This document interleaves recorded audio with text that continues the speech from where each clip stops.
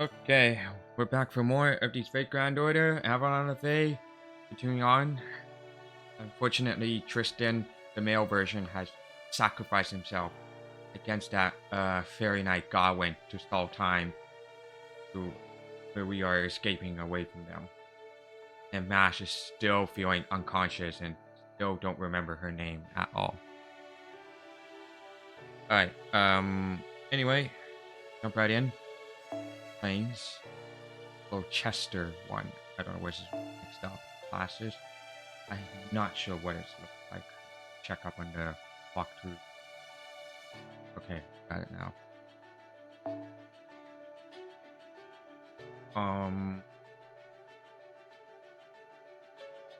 Guess I can try one.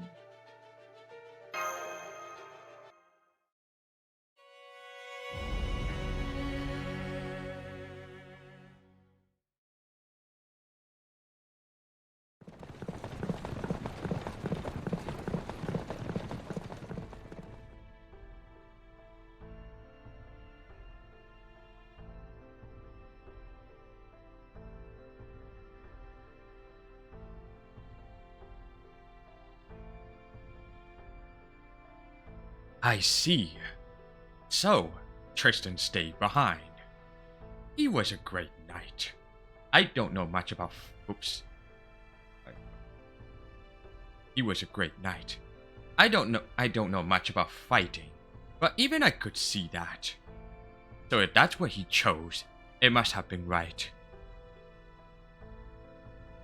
If only I was more capable, maybe he'd still. What do you want to do, Silkfrost? Do you want to go back to the ranch? There's probably not anything left of him by now, but you could at least mourn him. The whole ranch is in ruins now, and the Tamlin's already left. It should be safe to go back if you want. Why is there the black borders on the both sides? Where are we on the 480p road or something? No, there'll be time to mourn after we find Mash. I agree. Tristan didn't sacrifice himself so we could go to backward. What the fuck is Da Vinci's on that? Breaking out the black border on the right side. Lassenger, what have you done with that story? Everything looks so kind of funky awkward on the black borders. Go backward. He did what he did to give us a chance to move forward. We always report back to him after we found Mash. I see. Forget I said anything then. Anyway, I really showed up just in the nick of time, didn't I? That's one of the many benefits of my royal charm. I get to ride in on a white horse to save the day. Now, I'm really glad I pleaded with Aurora to let me borrow this carriage. The only issue is... Is there some sort of problem with the color of my coat? Well, I guess it. Kinda looks wittish in a right light, if you squint. Anyway, that's all I have to say about. Thanks for cheering us up. So, you feeling better now? Great. Then here's another piece of good news. The city of Gloucester up north is about a day's journey from here. They hold auctions for rare and valuable goods of every day there. And word has it that one of the hottest new items is a fairy with an unusual iron weapon. Apparently, some peddlers found them near the Nameless Words, and they plan on putting them up for auction as soon as tomorrow. A fairy with an iron weapon near the Nameless Words? That's gotta be Mash. I'm sure of it. Then we've got to get to Gloucester right away. I rushed back to Salisbury as soon as I found out. But when I heard you already left, I got a bad feeling in the pit of my stomach. So I asked Aurora for a favor on the condition I'd owed her in one in return, and got to the ranch as fast as the carriage could carry me. I see. So that's how you managed to get something so valuable. That was something very quick thinking. Thanks. Well, I prefer to rest up in the autumn forest if we could.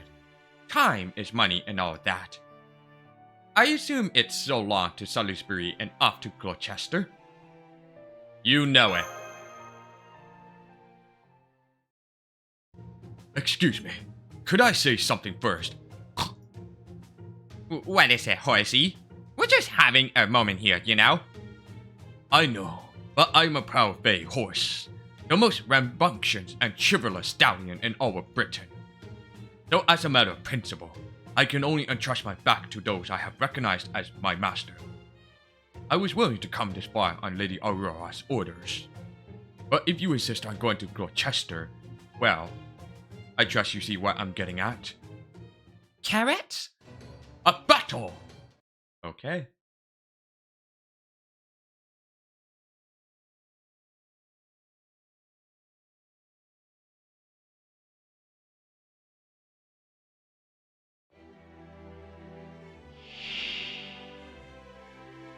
Daijoubu. 落ち着いて。普段通りに。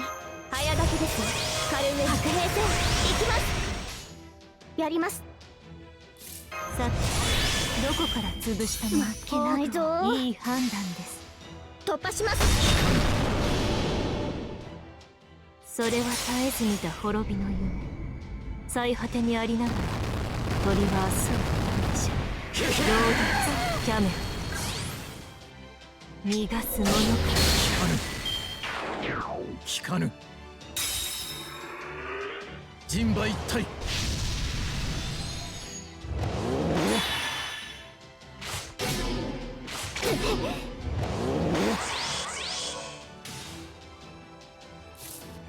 すべて見つめます。式はこうしてあげる。早炊きで熱を帯びなさい。マルミアドワーズ。暗き湖よ。いい目を背けないで。慈悲だ。神戸を垂れよ。恐怖は希望も何人通るにあたわず。分断する。アコーロ。無礼に諦めなさい。先に進みましょう。宴会は大勝利の後に取っておきます。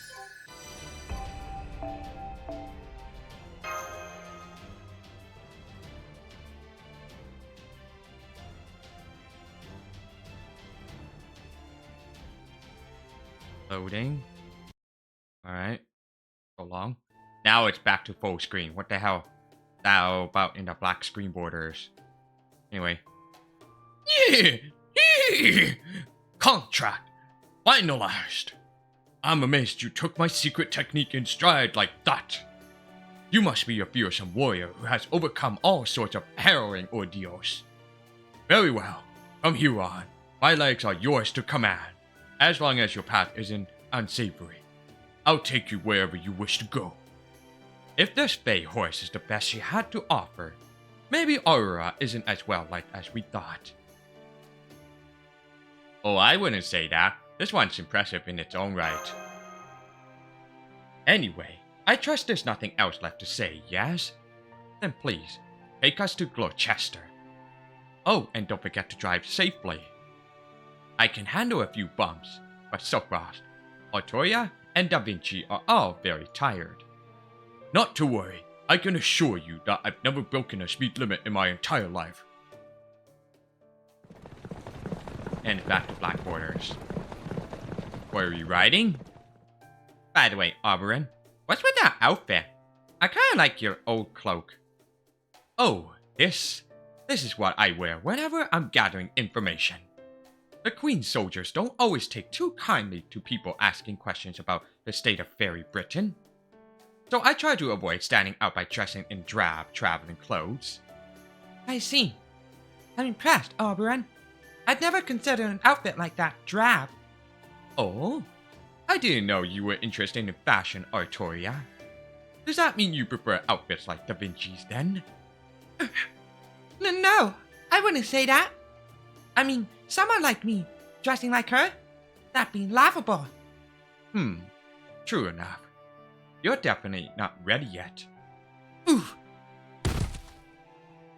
Okay, that's enough Artoria teasing for now. So Frost, Da Vinci, would you mind telling me how much you learned about Fairy Britain while I was away? Blah blah blah blah blah. Kristen died. And that's about it. The regularly occurring calamities. The Moors. Fairies who imitate human societies.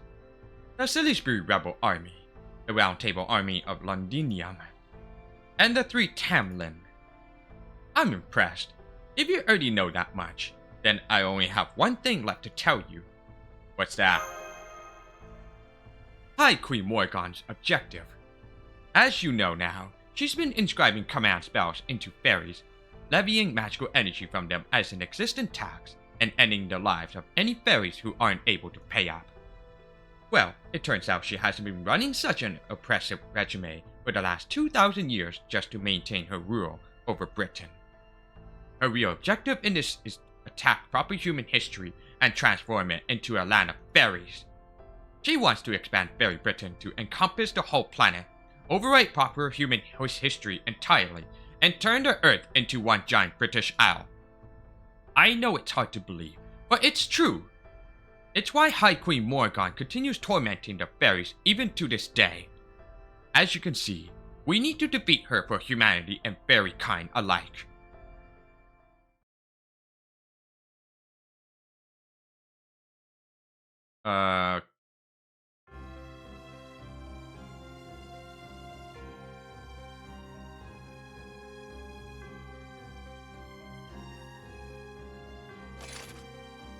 Kneel, present, worship, submit. Bow your heads, leaders of the 6 clans. Bow your heads, 30 ambassadors, 100 officials.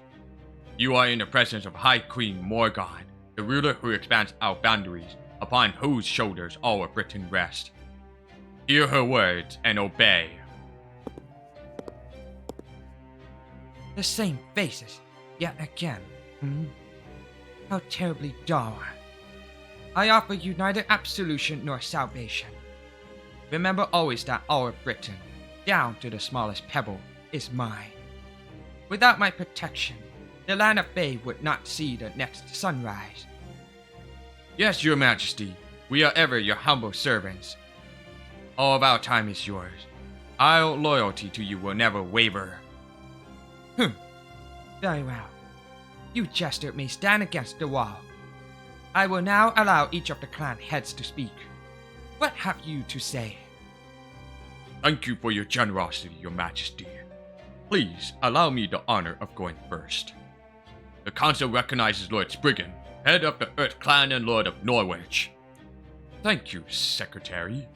According to our observations, Norwich's calamity pool should reach critical mass in approximately 10 days' time. I'd like to take this time to say that if there are any lords present with prosperity still in Norwich, please come speak to me after this meeting. I can assure you that even if the Moors engulfed all of Norwich, our bell tower will remain safe within an impenetrable fortress made with anti-Moors iron. If you wish to store your valuables there for safekeeping, I am sure we can come to an arrangement. It sounds to me as though you don't care if your entire city disappears, as long as your money stays safe. The council recognized Lord Woodrose, head of the Fang clan and Lord of Oxford. My request remains the same as ever, your majesty. I urge you to take this opportunity to expand your army. The Moors continue to grow in number every year, and these Round Table Army upstarts needs to be dealt with. So I must ask that you increase your human shipments and assign more humans to the brackets. Oh, does this mean the Fang clan alone is no longer up to the task?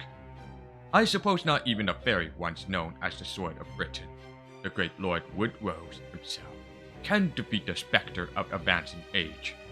Silence, you infant! How dare you speak to me like that? If we weren't in Her Majesty's presence, I'd crush your head in my jaws for such insolence! Now, Woodrose, you should know better than that. Remember, every fairy in Britain looks up to you. Oh no. The Lord of Oxford and owner of the restaurant most responsible for our food supplies should conduct himself like a gentleman.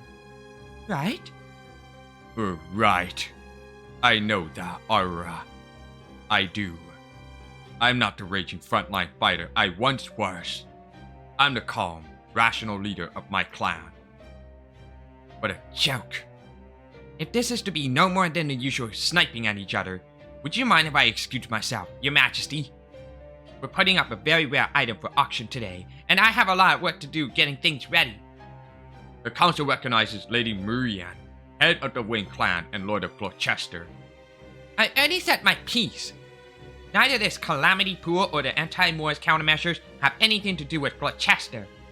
So if all of you twisted fairies want to do is argue with each other, by all means, do so. Without me. Then again, Norwich has sent us good product lately, so I suppose we can offer our aid, if only a little. Do give my regards to Count Pepperon, Spriggan. Let him know that if he ever decides to move to Gloucester, he'll always have a place here. Lady Knock Na Riab. Oh, wait. Lady Knock Na Riab, head of the King clan and ruler of Edinburgh, absent. Lady Ainsel, head of the Mirror clan and guardian of the Lake District, absent. At this time, and with High Queen Morgan's permission, the council would like to welcome the Tamlin from New Dawnland to...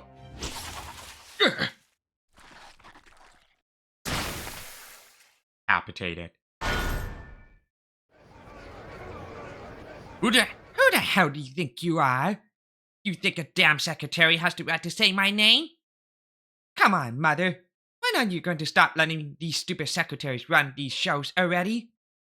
Can't you pick someone less hideous?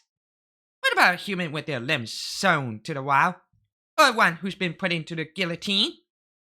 I swear, Mother, you're way too soft on fairies and humans unlike these days. Maybe you need more excitement.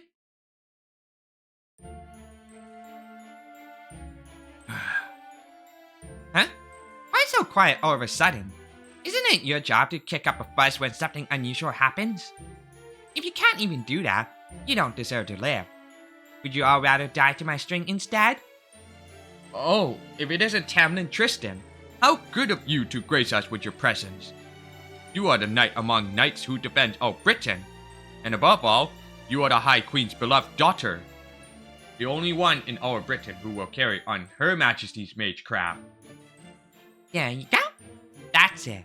I knew you could do it if you tried. But I still think it lacked a little something. I've got it. Patheticness. Which is why you three are going to show the others how it's done.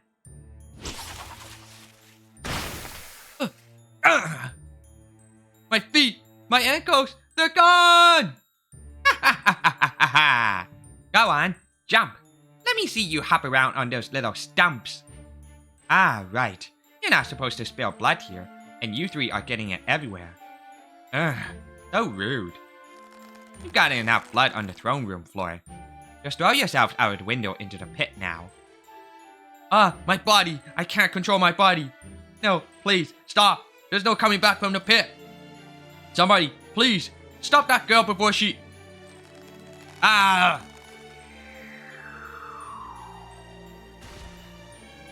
Swoosh! Nothing but pit. Well, Mother, what do you think? Makes the meeting so much more fun, right? What were you doing? That was Camelot's own Minister of Justice you just threw out the window. You bloodthirsty fiend! Know your place! Tristan! You think because the High Queen took in a low-class fairy like you as her own daughter, you can... Silence, Woodrose. This is a family matter. See? Her Majesty loves it. Time for you to learn your place. Sucks to be you, you overgrown cur. Why don't you just retire already? We're way stronger than you ever were. What did you say to me, girl? Stop, Woodrose. Don't let her drag you into her games. You're the head of the Fang clan now. You can't let your temper ruin our reputation. Oh great, Lady Gawain the hard ass. A little more dullness to round out this boring meeting. You're lucky she showed up when she did, old timer. Just wait. I'll take your feet next time. Give us your report, Gawain. What transpired at the ranch in the south? Yes, High Queen. Some rebels calling themselves the Round Table Army managed to take control out the ranch. The guards you entrusted with staffs were captured, and all of the humans attempted an escape. Upon learning of this, I took it upon myself to go and contain the situation without waiting for your orders. While I succeeded at wiping out the rebels, I'm afraid I also destroyed the facility and allowed 3 interlopers to escape. I'm also having the escaped humans transported here for re-education as we speak. High Queen, I am prepared to accept whatever punishment you deem fit for me. What is your ruling, High Queen? It is all right. In light of your accomplishments at Sheffield, I will overlook your failure today. Lift your head, Gawain. I plan to demolish that ranch in any case. While you did take it a bit too far, you have ultimately saved me the time of mobilizing the Earth Clan. Now, is there anything else you have to tell me? Yes, Your Majesty. One of the interlopers was a human you've told us about before. It was the master from proper human history. The master of proper human history? Then Bill Gut was right. There's more. One of the fairies accompanying the human appeared to be from Fairy Britain. From what I could tell, she seemed to be about 16 in human years, and she used the same kind of magecraft as you. She what? What are you saying, Gawain? You don't think that fairy is the child of prophecy, do you? The child of prophecy is no more than one of Einsol's delusions. High Queen Morrigan is Britain's one and only ruler. How could you believe such nonsense like a common peasant? You are a pet servant of the High Queen. You should be ashamed. Oh, quit yapping, you goddamn mutt. Now, Lady Tristan. You can't blame Lord Woodrose for being upset. The child of prophecy is also connected to the Tintango incident, after all. You know, the coastal village that was harboring her. Well, Lord Woodrose, there is the one who razed that village to the ground. Though it seems the child herself escaped him. Apparently, there was a girl of about 16 with long golden hair who managed to break through the blockade of Fang Clan fairies surrounding the village. The soldiers who witnessed it said she fought like a raging storm. They also called her the girl who uses magecraft, the Queen's second coming, and High Queen Morrigan's daughter. Don't you dodge my spell, capless. That was meant to kill you. I'm Mother's only daughter, got it? I couldn't care less about this child prophecy, but you better not spread rumors like that any further. These are my opinions, Lady Tristan. The Fang Clan are the ones spreading these rumors. Still, think about it. Fine upper-class fairies of Camelot. The Moors continue to increase in number. A calamity is about to befall Norwich. There's not Riabe in the north, Londinium in the south, and a recent rebellion in Sheffield. And now, we have the invader from an outside world that Lord Belgut warned us about. I don't believe Einsol's prophecy any more than you do. But you can't deny that the pieces are all falling into place. The child prophecy is real. Or at least, the common fairies who know nothing of politics believe she is, which is enough. This is no time for our clans to be fighting amongst ourselves. We must put our people's minds at ease. So I suggest we work together to do something about it, starting with the calamity pool of Norwich. What say you? You do have a point. Whether the child of prophecy is real or not, we must do something about Norwich's calamity pool. High Queen Morrigan, would you be willing to send your army to Norwich to quell this disaster? I believe Lord Boggart, ruler of Sheffield, made a similar request. I understand how you feel, Aurora, but we can't send out Camelot soldiers. While I'm certain Her Majesty's troops would make short work of calamity, sending them out will also leave Camelot vulnerable. Not Riabe is constantly on the lookout for any weakness she can exploit. We can't leave the castle unguarded. I agree. The way things are going now, it's going to be the War of Spring and the War of Summer all over again. Only this war will be fought between Her Majesty and not that Riaba, the self-proclaimed queen. You do have an upper hand over her forces, but only just. The wars of spring and summer. You speak of the Fey era. War between the North and South fairies, yes? Indeed. The Northern fairies have been claiming dominion. The Northern fairies have been claiming dominion over Britain for thousands of years. I thought they had settled down and agreed to submit to High Queen Morgan's rule. But it seems they're still up to their old tricks. Ah, how deplorable. Why can't they simply pledge their loyalty to our High Queen, like we have done? Given the circumstances, I suppose this truly isn't the time to worry about Norwich. Though it pains me to say this as their lord, I'm afraid I have no choice but to let my residents die and... Worry not. I will use the water mirror on Norwich. It will destroy the Calamity, along with most of Norwich, but the bell tower will remain intact. So long as the castle remains, it will fall to you to rebuild, Spriggan. It is time for you to demonstrate once again the skills that enabled you to take Norwich from its previous lord. If that is your will, High Queen. Now, how much can I expect in the way of financial aid?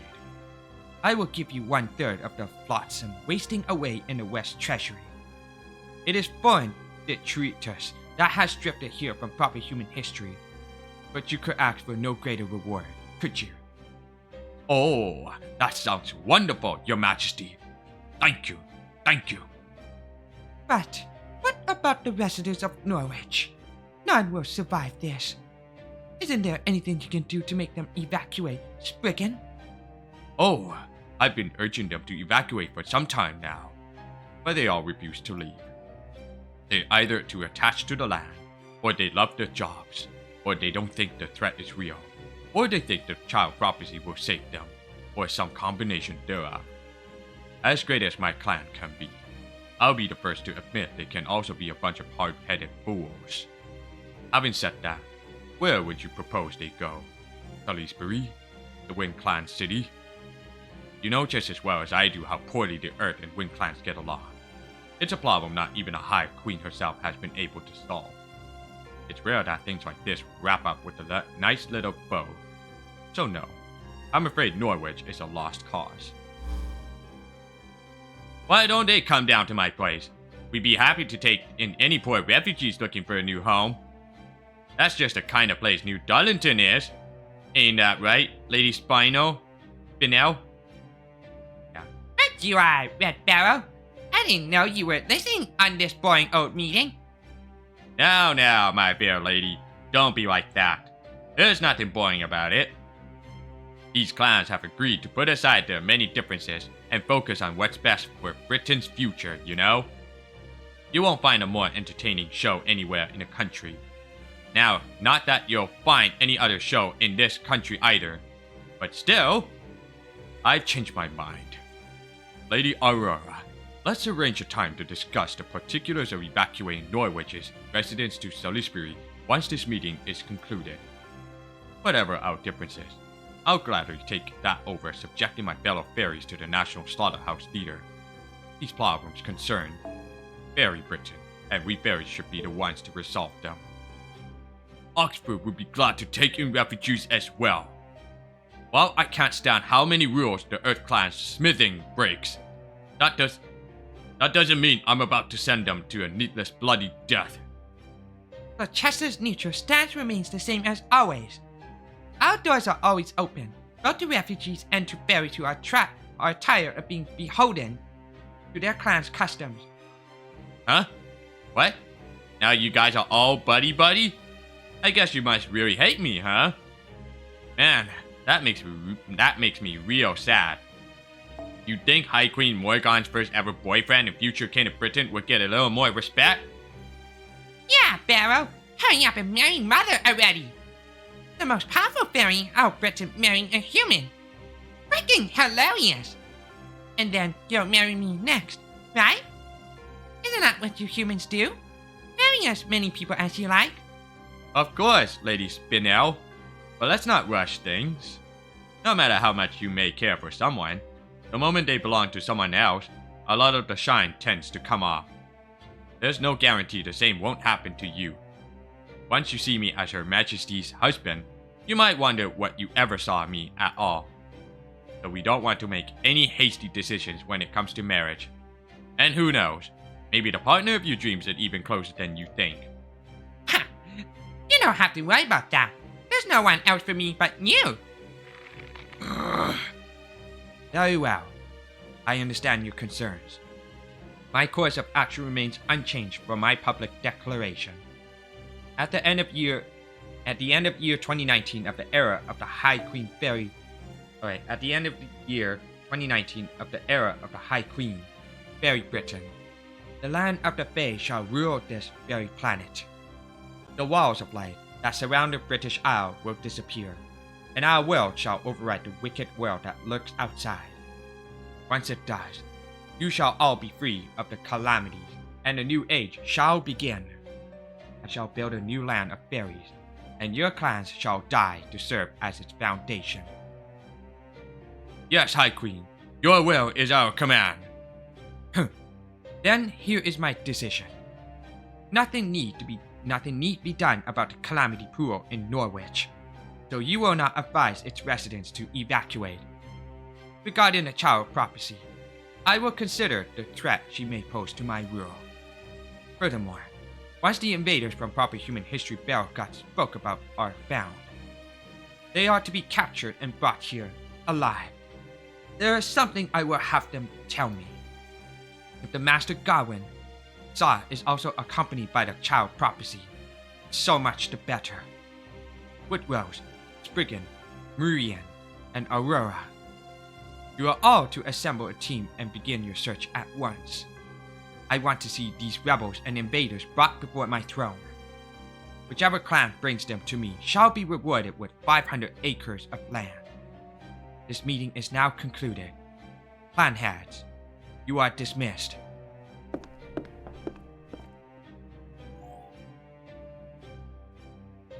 Tamlin, here's your next mission. As before, you need not search for the Child of Prophecy. I don't get it, Mother. What good are any of those stupid clan heads going to be? I could find a child way faster than anyone, right? All Lancelot has going for her is speed. I can use the infinity mirror you gave me to go anywhere at a moment's notice. There is no need. Leave the Child of Prophecy be. I will send word of my edict later. The rest is in your hands, Tamlin Gawain.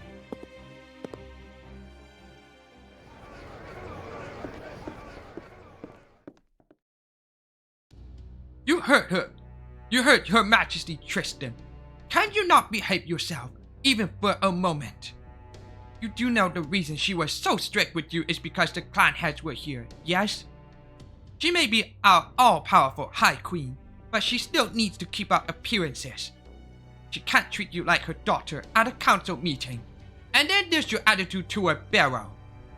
How do you think it looks for the Queen's daughter to be so intimate with a human man? And the High Queen's own lover at that. Have you ever considered the kind of pressure she faces? The kind of things people say about you? Your own morals as a knight? Just shut up, you big dumb bitch! Who the hell do you think you are, lecturing me? I don't know how you even have time to worry about my rep, seeing how you're always on the lookout for your next little romantic snack.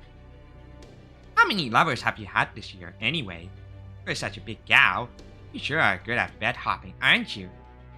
Oh, maybe you could give me some pointers about romance sometime. I guess since you literally dig into your lovers right after you got them into bed, it's probably more a matter of filling your stomach than your heart, huh? What did you say? Just kidding. Come on, don't glare at me like that. I understand. Really. I'm totally aware that your romances are always sincere. I mean, you're so awkward. You couldn't two-time someone if you tried, right? You know what they call you, right? Gawain of many loves. Gawain the Big Eater. Gosh, you poor thing. Nobody understands you, do they? They have no idea that you only jump into bed with those you really, genuinely love. I'm going back to the castle.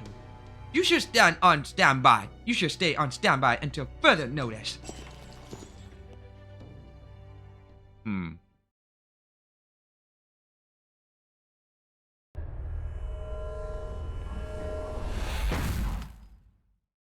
That meeting sucked so hard.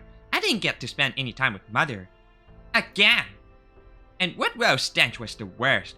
There's nothing more foul than old game mixed with bad cologne. Spriggan's fake ass smile made me want to puke. Miriam's goody act was so transparent.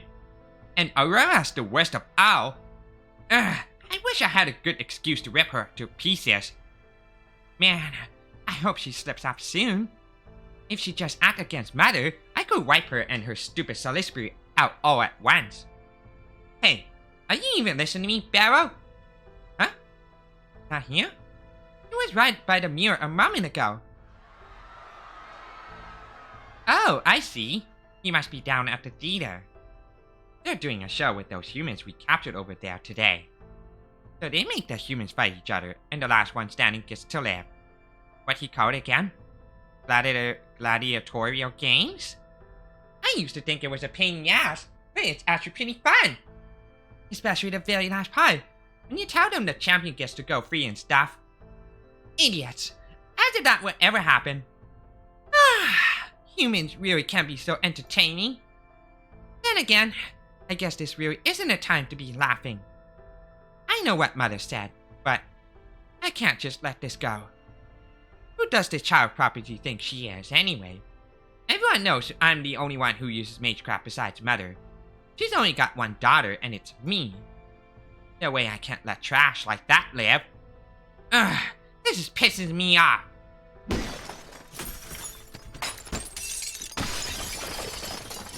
Okay, I know what to do. Times like this, there's nothing better than shopping. Let's see what the newspaper has today. The Knocker Company's getting out of Gloucester. New brands are coming soon. Huh? So Spriggan's shop is going out of business. Well, that's too bad. Spriggan sucks, but his shop at least had good shit. Huh?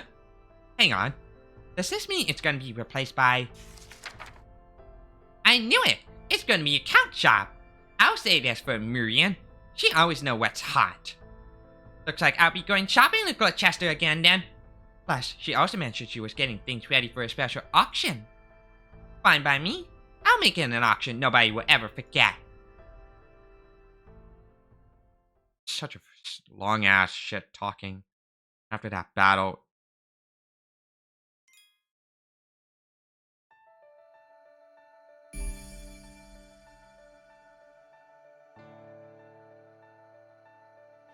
Okay. And uh-oh.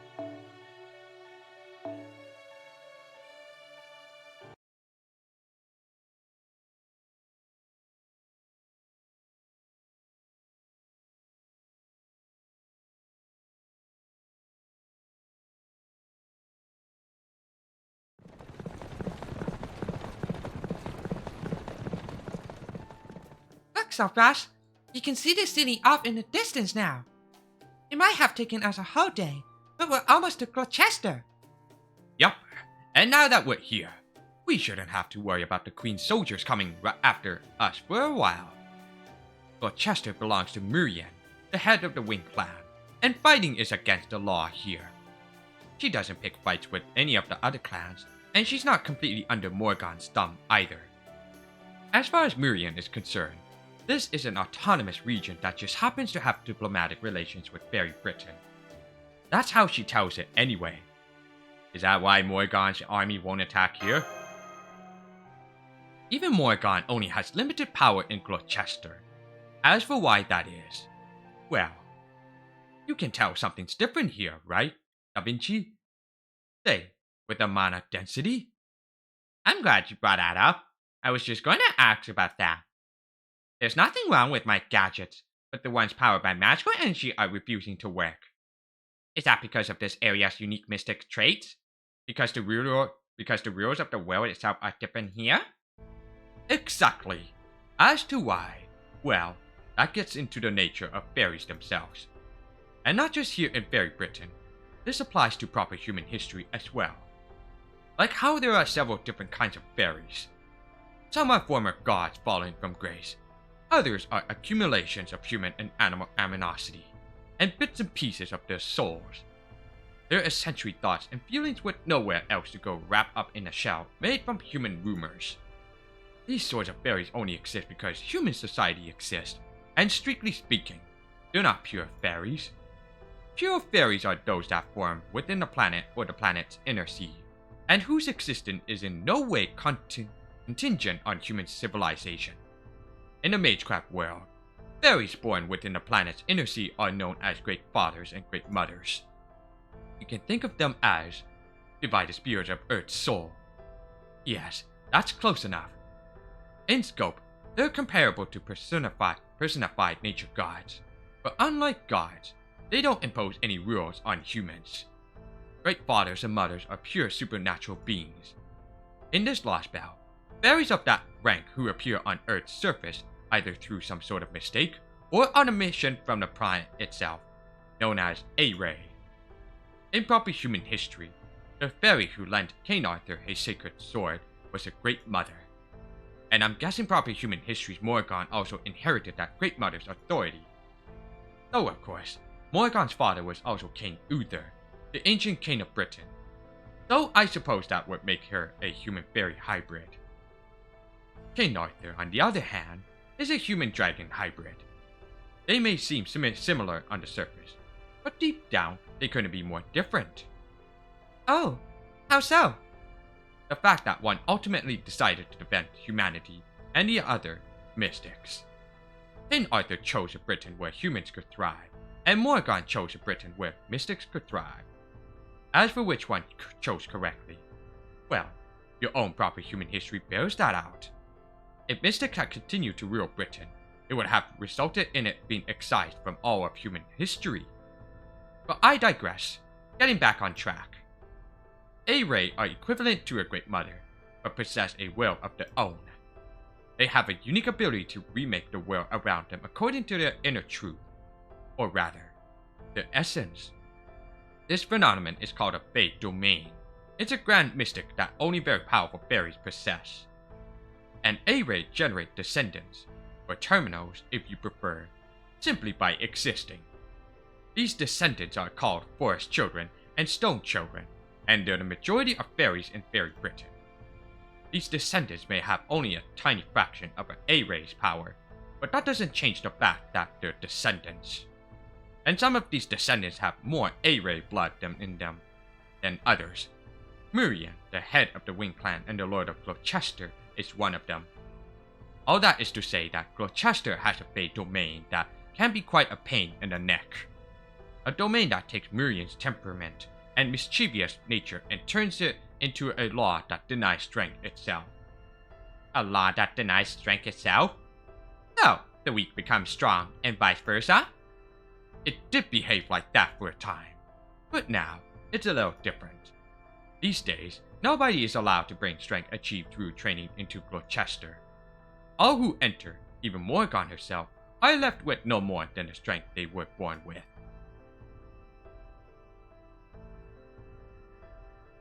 That sounds pretty egalitarian, but... Yup, the ones more adamant about making rules are also always the ones with the way around them. So it's probably safe to assume that Miriam's the only one in the city who doesn't have to play by her rules. And if that's true, it also means her word is law there, so keep that in mind. It sounds like this A-Ray term is unique to this Lostbelt. In our world, they probably be close to elementals or true ancestors. So are there any other fairies that have inherited these A-Ray powers? Maybe the other clan heads? Like, does Aura have a Fate Domain too? No, he doesn't. Most fairies with that kind of power end up being excluded from their clans. Sometimes they're outright ostracized. Other times they're unable to control their own laws and end up falling apart. Yup, of the 6 clan heads, the only ones who can impose their Fate Domain on others are Miriam and Nok Na Riaba. most of the other domain holders fall apart and become ghosts, wandering the countryside. They're called night calls, and depending on how you look at them, they can be even scarier. They can be even scarier than the Tamlin. Okay, everyone, we're almost to Gloucester. I know this is a surprise, but I'm actually a member of the Fang clan, so I'd rather not go inside if I can help it. I'll be camping out here while you do your business, so just call for me when you're ready to leave. And just so there's no misunderstanding, let me be perfectly clear. Despite how I look, I'm not a wind fairy. I'm a Fang fairy. I'm sure you must be shocked, but it's true. Yeah. I had no idea.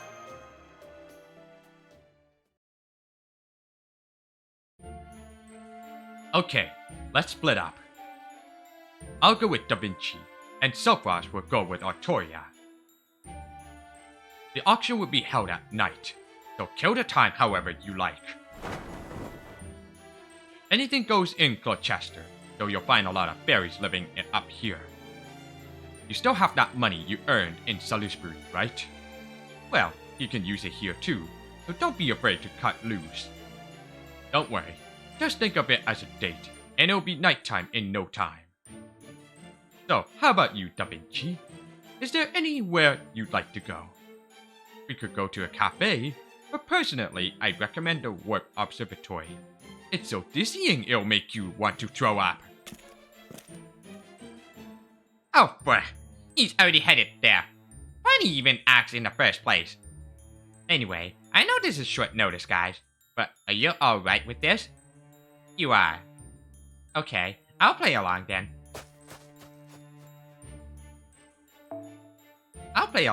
Okay.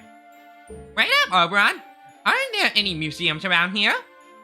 With so many fairies in this Lostbelt, there has to be at least one painter.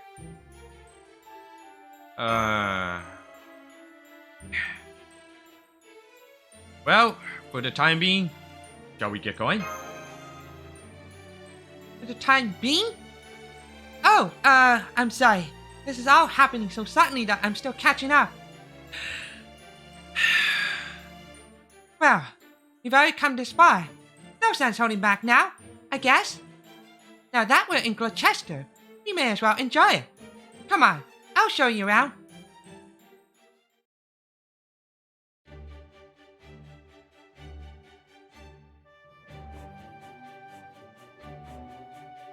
There's so many things that seem vaguely off here. It's very strange, isn't it? I felt the same way the first time I came here too. Far away things look big, close things look tiny. Sometimes there's pink rain, sometimes the main street is covered in rainbows. Sometimes boys become girls, and girls become boys. Basically, it's a whirlwind of constant change. The last time I came here, I got sealed out of 10 in a princess pageant. A girl wearing a skirt made out of insect thread made me take off all my clothes and... Your clothes? Why? She, said they were so ugly I'd be better off without them. I wonder what that girl's up to now. I sure hope she's not doing too well. I'll have to get her back if I ever see her again. Oh, I haven't seen you two around before. Are you here for tonight's auction? Huh? I never would have thought to have my human stand out more than me. You know, possessions that make people envious are all the rage in Gloucester right now. Is that why you made yourself look so plain? So you could dress up your human instead? It's brilliant! I'll have to try it myself! I think I'm starting to see what the deal is. Speaking of the auction, could you tell us more about it? You mean about the merchandise being put up? The fairy with the iron weapon? Well, apparently, they're a bad fairy from another world who rebelled against the High Queen. I'd love to attend the auction too, especially since there should be no problem keeping a criminal as a slave. But since you need an invitation for this one, I decided to give up and just enjoy a night on the town. I'm sorry. I know I should have been the one to ask. but I just kind of froze. Don't worry about it. It's okay. It's okay to take it easy. You're right. I guess I was more tense than I realized. I feel more relaxed now. Anyway, she said something about an invitation, didn't she? Well, we won't be able to get one on our own. They're only sent out to upper-class fairies. I don't like it, but it looks like our only option is sneaking into auction hall. But don't worry, there's no one better at stealth magecraft than me. Just you wait. This time, I'm gonna show you what I can really do. Right. Got it. Help! Is anybody there? My pet mice just escaped from their cage. I promise I'll make it worth your while if you can catch them. Just please, help me! Huh? It looks like there's a bunch of tiny creatures running towards us. What do you think we should do, Sir Frost? Let's catch them. Oh, right. He's still getting his bearings here, isn't he? Oh well, nothing to be done now. Sorry, just thinking out loud. Okay, let's get this battle started. I'm pretty sure you're going to regret this, but at least it'll be a good lesson. Huh?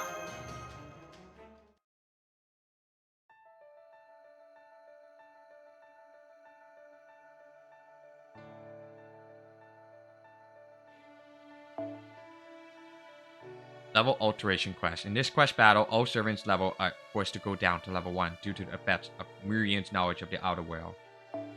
Damn.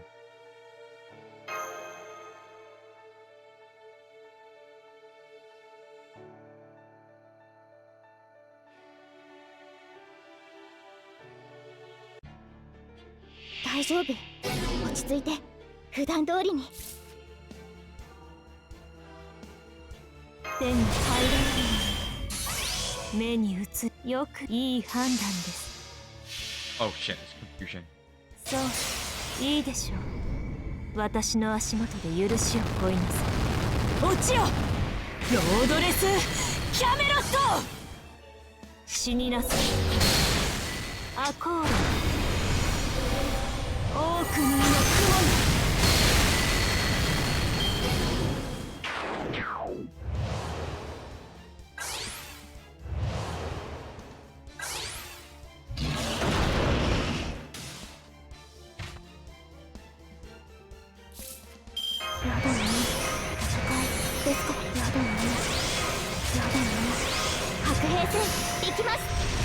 目に映るもよく言いました。負けないぞ。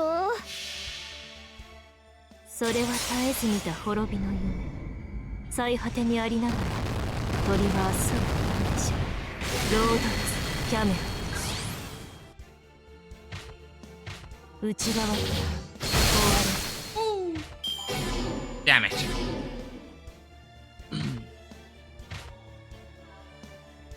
Oh wait. あまり悩ませないように全て見つめます。よろしい。よく言いました。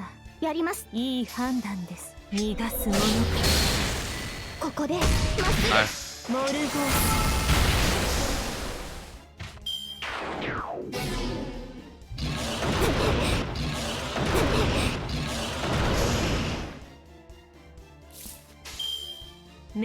目をよく言いました。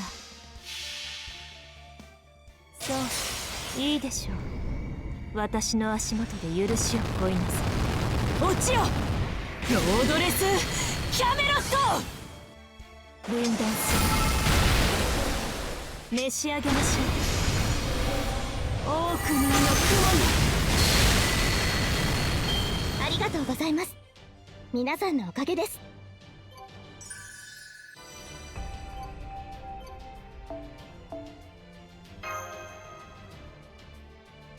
Next. My eyes are still flashing, or those were mice? Big things seem small, and small things seem big. That's just what happens in Gloucester sometimes. Now, do you understand? Thanks, weirdos with too much time on your hands. Here you go, a generous coupon. Now, if you excuse me, I'm gonna go make a bundle with my mice here. Later. A coupon, huh? Let's see. Knocker Company. Surprise and security. Oh wow, it's for S&C. You know it? Spriggan and Capless, I mean. It's Fairy Britain's very first department store. Grandpa told me about it. This is great.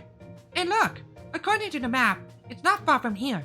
Come on, Sofras, let's go check it out.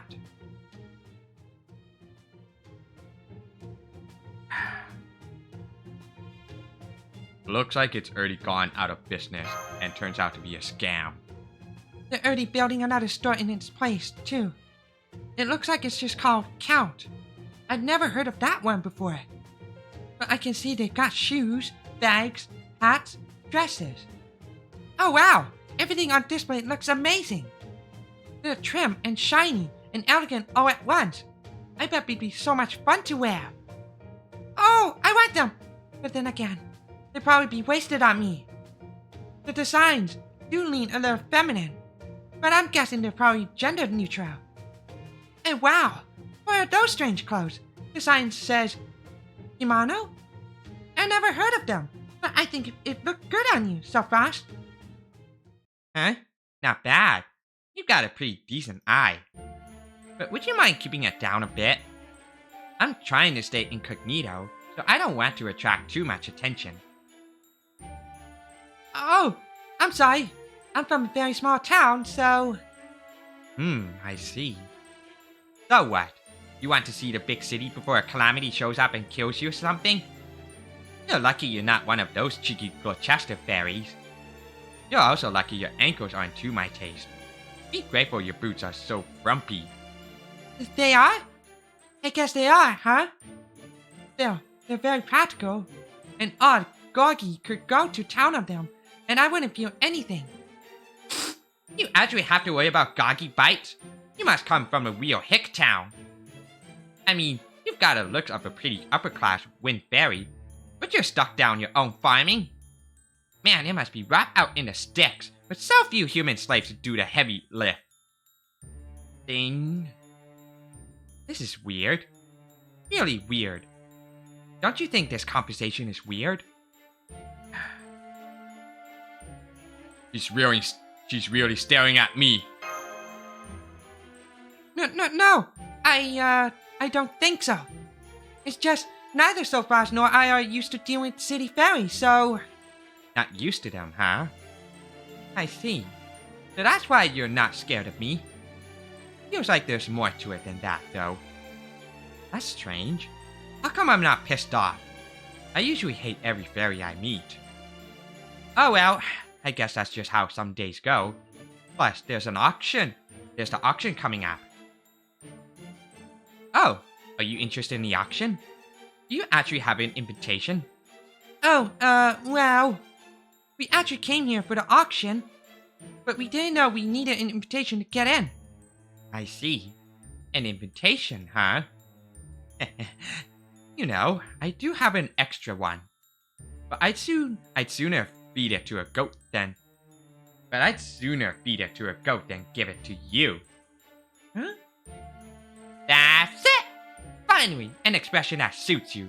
It's about time you learn your place, you uppity hick. Trust me, a girl like you's at least 100 years too young for the auction house. Come back when you're at least a little more grown up. Oh wait, that's right. Low-class fairies like you don't even live for 100 years, do you?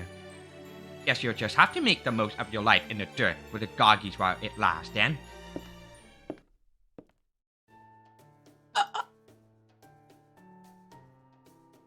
You know, as rude as she was, it kinda seemed like... Like we were actually good friends? Maybe you're right. She honestly didn't seem like she's such a bad fairy to me, either.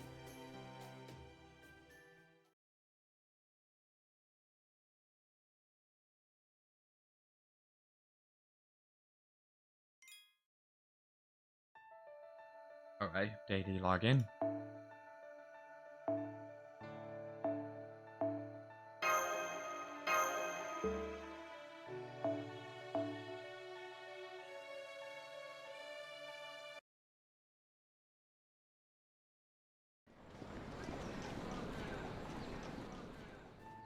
An invitation. Of course I've already got one. What about it?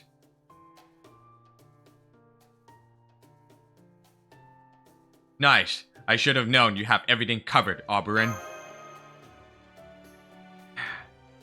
Unfortunately, we weren't able to procure any formal dress. But since Oberon is so, dazzling, I think we should be able to get in as part of his entourage. Of course, Murian's something of a friend of mine. We'll have some of the best seats in the house. So no, getting in won't be a problem. The problem is, what happens once the auction starts? The bidding on MASH won't start until the very end, at which point I'll be able to offer up to 70 million more pounds. It's all counterfeit, of course. But it should be fine as long as no one works that out tonight. The real problem is whether it'll be enough to outbid any other prospective buyers with odd taste. Usually, 70 million more pounds would be more than enough. But given the, product, things are probably going to get ugly. If things get bad enough, I could have to put up my whole Welsh forest as collateral. 70 million more pounds? That's enough to buy a mansion and a butler to take care of it? And you're worried it still might not be enough? Just what are they saying about this product anyway? Alright, I'll tell you. But try to continue your surprise. They're saying the fairy is supposedly a traveler from another world, with an iron weapon. And a new child of prophecy.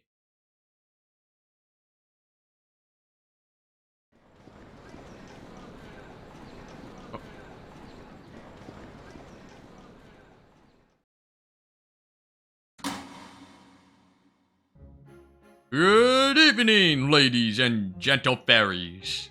Welcome to Gloucester Auction House. Why put off until tomorrow what you can have today? Who cares about clan pride when you can boost your own brand? We know what you want, which is why we are once again proud to present a wide array of items sure to pique your interest. Have you taken a look at our catalog? Have you found any items that speak to you? Wonderful! Wonderful! I can see you're all enthralled by our selection. Then let's get right to it, shall we? We hope you enjoy this latest Lady Miriam production.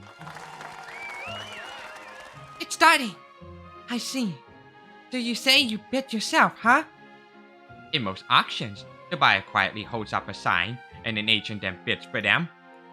But it looks like agents aren't allowed at this auction, so we have to shout our bids ourselves.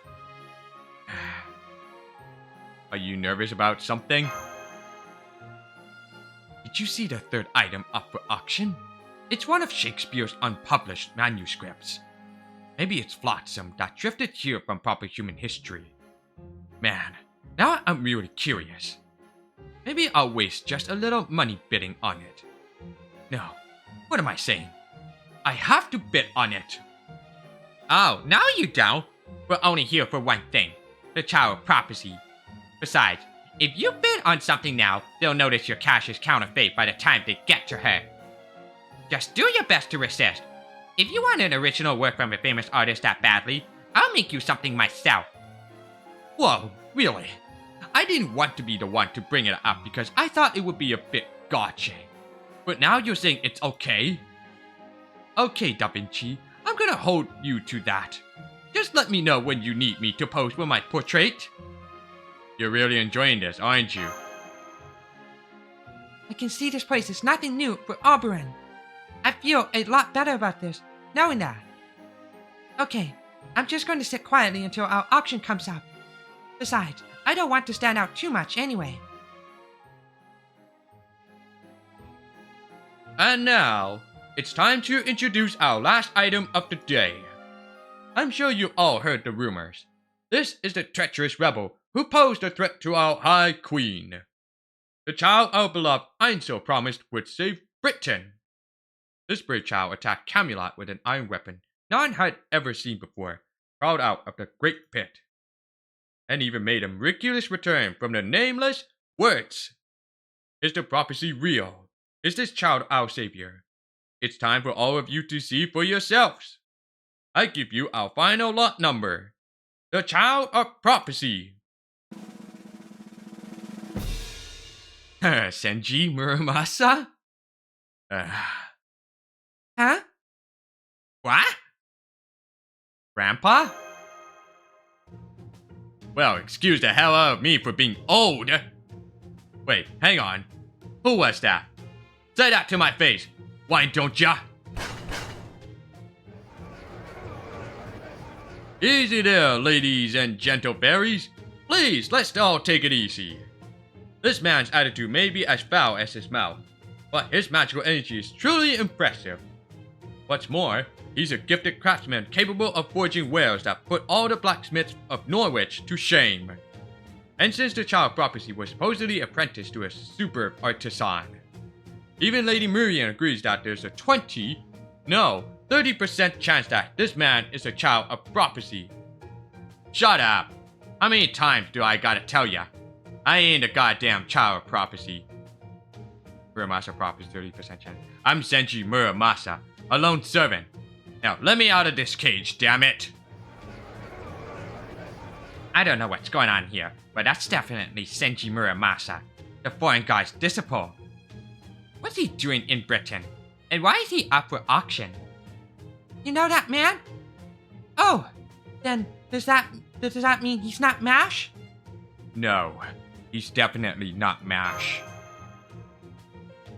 But he's also not a stranger I can abandon. A servant. So he's a servant too, huh? I see. So that's why. Fairies here don't know what servants are, and they can't tell them apart from fairies.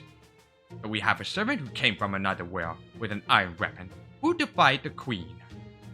No wonder they thought he was a child of prophecy, but he's not. This is practically fraud. So what do we do now? The bidding's already started. We save him, of course. Got it. Leave it to me. Luckily, everyone else seems caught off guard, too. So 70 million more pounds should be more than enough. Let's start with the million and take it from there. The bidding starts at 1 million more pounds. 2 million. 3 million. 4 million. 4.5. 5 million. Lady Artoria's party is now in the lead with a bid of 5 million more pounds.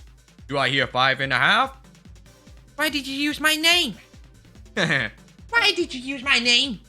Don't you think it's much more exciting that way? The child prophecy, buying another child prophecy. That's one for the history books.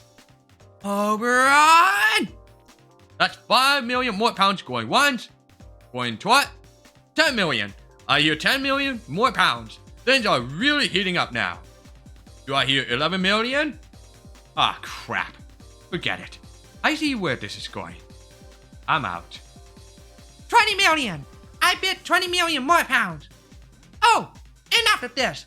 70 millions! What are you doing, Artoria? You don't just lay all your cards on the table at once in a bidding war. Artoria's definitely not one to hold back. 70 million. I hear 70 million more pounds. Sold to the party of 100 million more pounds. I don't know what kind of Novale Riche clan you come from, but you have no business being here.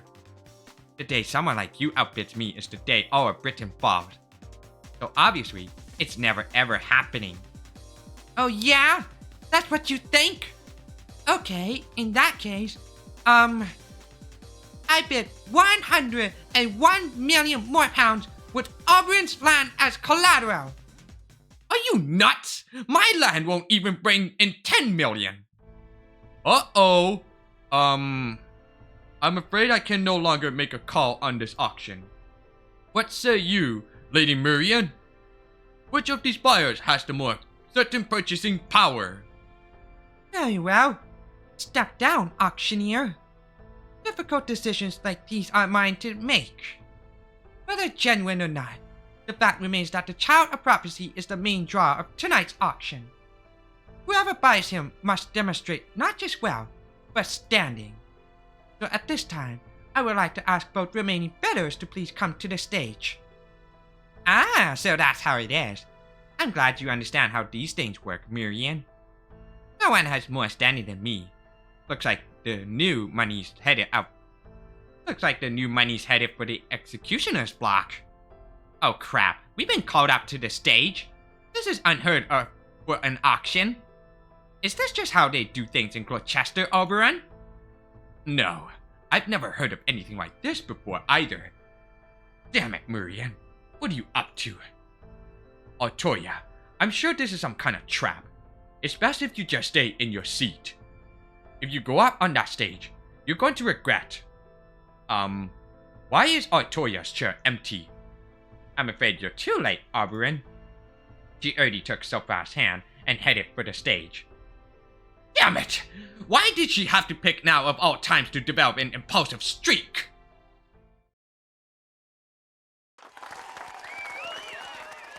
Well, here I am on the stage now, for some reason. I need you to fight beside me. Please, I don't want to do this alone. Then let's start with you, Lady Spinel. Or should I say, Tamlin Tristan? Yep, that works. I am the daughter of High Queen Morgan and the Artist of Blood. I am the fairy with the most gorgeous dresses of all. I am Tamlin Tristan, the one who will one day own all of Britain. Well, your turn, little girl. Go on, share your pathetic name with our of us. Oh man, it's the fairy we met earlier. What did I do? What do I do so fast? I can't believe she's a Tamlin. And she's Morgan's daughter too? I swear, why do these things always happen to me? See, I knew you couldn't do it.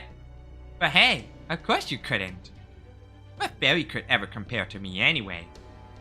Put up a good fight, but you're still just... Hey, you're that girl. Okay, I'll be nice and let you off. Then allow me to introduce her instead. This fairy comes from the village of Tintagel, and will turn 16 this year. This miraculous child wields magecraft she taught herself, just like our queen did, and she also managed to slip a dragnet laid by Woodrose himself. Please, take a good look, everyone. That is the staff of selection she holds in her hands. Her name is Artoria, and she is a genuine child of prophecy.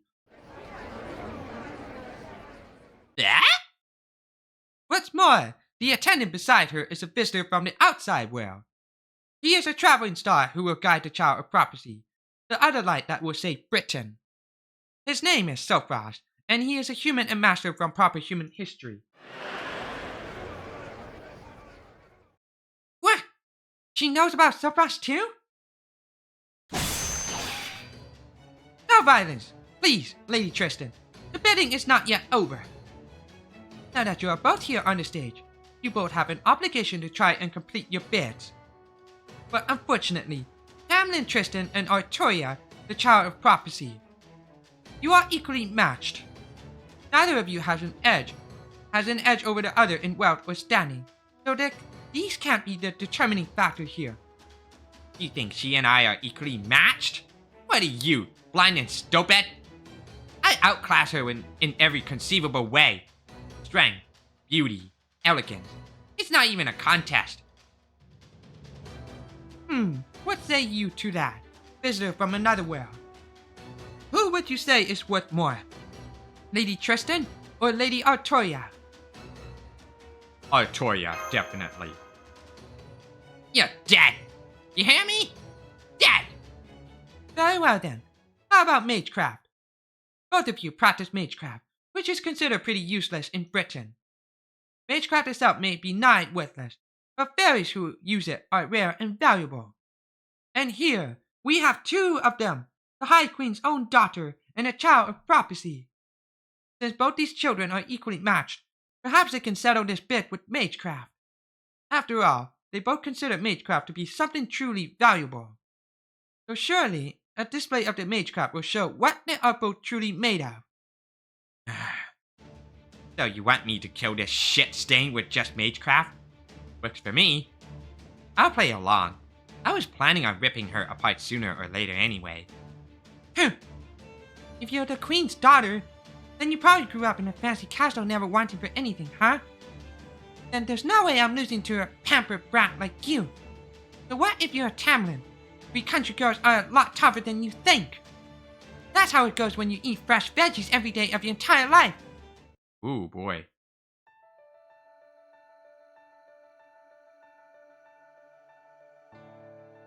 Yes, thank you.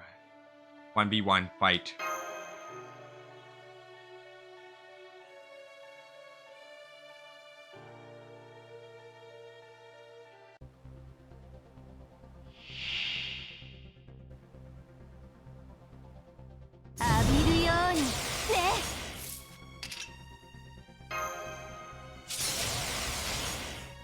もちろんやります。負けないぞ。そこ動かない。ここまでやれば痛い。ブカわがまま気まぐれ。 I don't think so.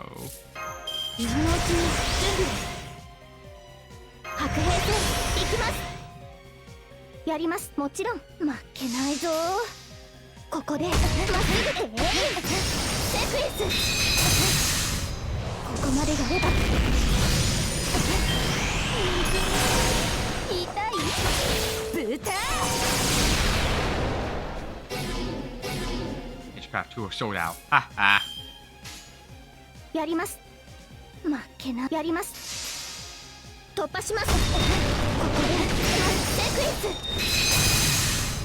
なんだ覚悟しろ。 Unable to act. She's permanent. やります。負けないぞ。ここで立ちはだかるならここまでやればもちろんやります。もちろんセクレス。ここまでやれば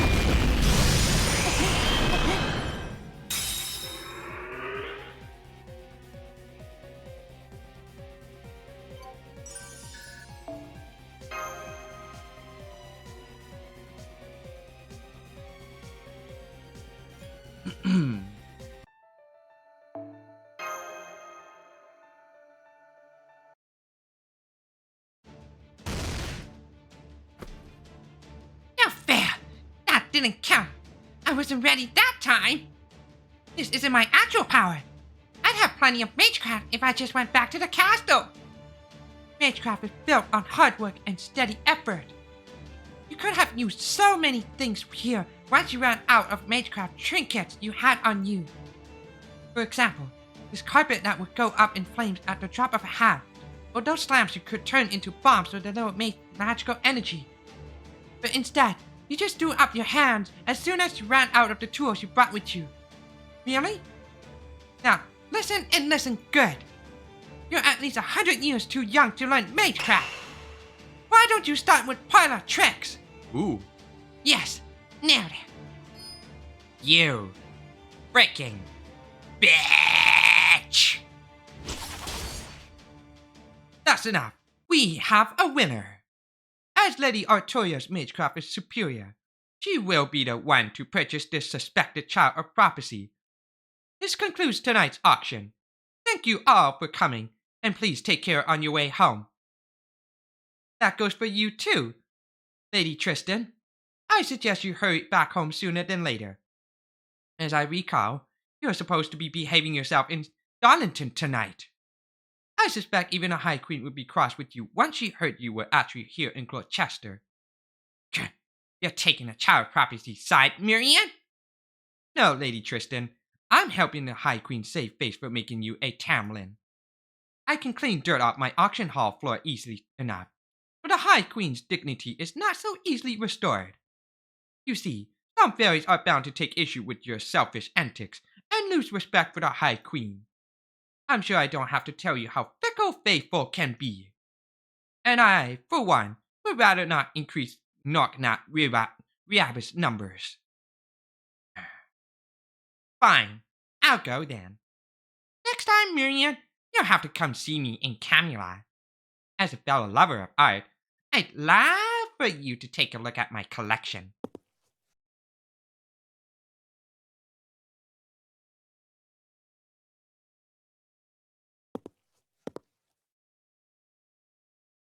Look back.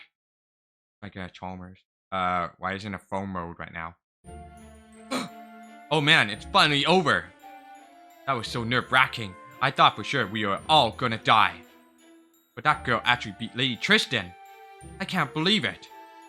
She's no taller than me, and she has about the same amount of magical energy as me.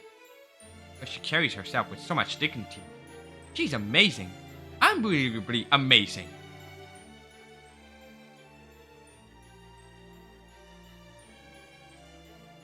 Phew. Good thing things worked out, huh? My knees only just started knocking. No, I couldn't just sit back and do nothing. She may have been dozens of times stronger than me. But the way she was acting, when she called herself Tristan, well, I just started seeing red. Yeah, I never expected to run into the second Tamlin already. But hey, at least you won your Magecraft battle against her. That was great. The only problem now is... Huh? I'm back to normal now that the cage is gone. How the hell did that work?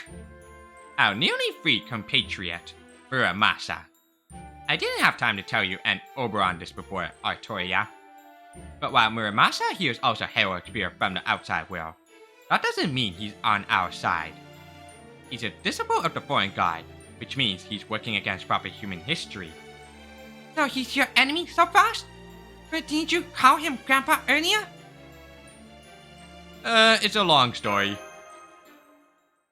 Don't bother explaining. We've just had a few other run-ins, that's all. I ain't exactly mortal enemies with these people, but we ain't exactly friends either. We just keep running into each other, for better or worse. Ain't that right, Sofrost? If you wanna fight me, I'll fight you. If you don't, that's fine too. I'll even brew you a cup of tea if you want. Like they say, even chance acquaintances are divine ordinances. Anyway, I gotta say, girlie, between that staff and that outfit, that was a hell of a show you put on. You really nailed that last line of yours too. Gotta say, you British mages are a real breath of fresh air. Thank you? So fast, so fast. What's with this guy? He looks so young, but acts so old. He's also got a terrible aura about him, but I don't sense any hostility from him at all. Okay, just hang on, Muramasa. This doesn't change the fact that you're a threat to us. So, for now, let me just ask you this. How did you end up in that cage? I could have kept this to myself forever and died happy. But I suppose you got a right to know. Alright, I'll keep it quick. After you people left Olympus, the foreign god gave me a new order. Told me to infiltrate the British Lostbelt and take care of its king. She also said something about how this place was still growing when it wasn't supposed to no more. Rasputin had his hands full with something else, and we couldn't get a hold of Limbo. So I made my way here and broke into the big castle at the Lostbelt Center alone. Those Tamlin, what Sith, were so taken aback that I didn't have any trouble making my way to the throne room. But just when I was about to take the queen's head, someone crazy strong flew in at me out of nowhere. The next thing I knew, I'd be knocked clean out of the throne room. I tried to fight her off in the air, but she just swatted me down into a big hole outside the castle. She also punched a bunch of holes in my spirit core in the couple of seconds it took before I fell into the hole. A normal servant would probably have died about, 12 times from that. But unfortunately, the foreign god did something unnatural to my body to keep me alive. So I woke up later, still kicking. Once I was able to move about again, it took me 3 days to crawl out of the hole. I'd broken my sledgehammer during the fight, so I stopped by a village with a blacksmith and spent another 3 days there fixing it. On my way home, I got lost in some weird woods and wandered around aimlessly for another 3 days before I collapsed. Then I spent another 3 days in captivity after some unsavory fairies found me unconscious near a road. After that, they sold me to this strange city, where I spent the last 5 days talking and showing up what I can do with the forge. So there you have it. Embarrassing as it is. I still ain't done nothing of note here. Are you kidding? Just making it to Morgan's throne room is incredible. In the 2,000 years of the era of the High Queen, no warrior has ever made it all the way there before. Yeah? And you're an experienced smith too.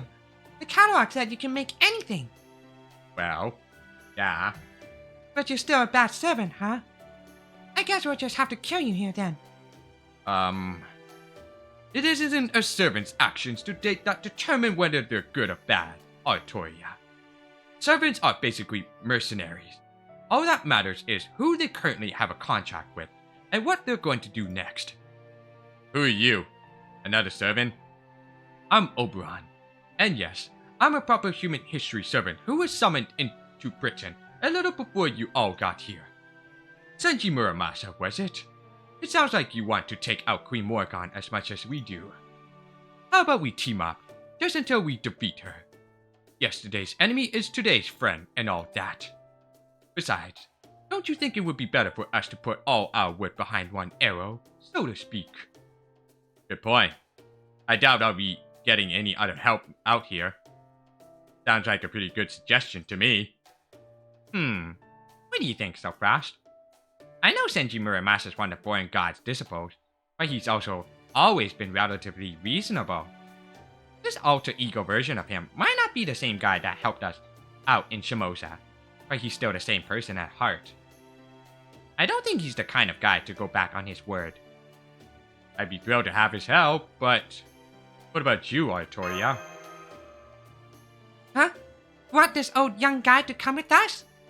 I'd love that. Blacksmiths are never bad people, you know?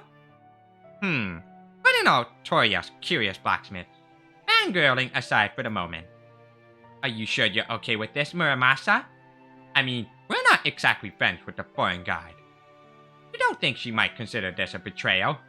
You won't just suddenly explode or something? What? No.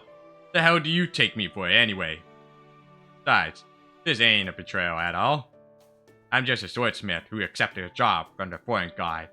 Loyalty ain't part of it. Hell, if I owe anyone a debt, it's that girl over there. You saved my bacon, so now I owe you. The child prophecy, yeah? I've heard about you. If you just want me to stick around till you defeat the queen, I'm game. It doesn't even conflict with my contract with the foreign god. Yay! Muramasa joined our party. If you're all done, can I say something now? Thank you for bidding with the Gloucester Auction House. Now then, our proprietor would like to extend her congratulations on your purchase while we take care of the financial side of things. So if you please come with me, I'll take you to Lady Miriam, the Lord of Gloucester. She's expecting you at her mansion.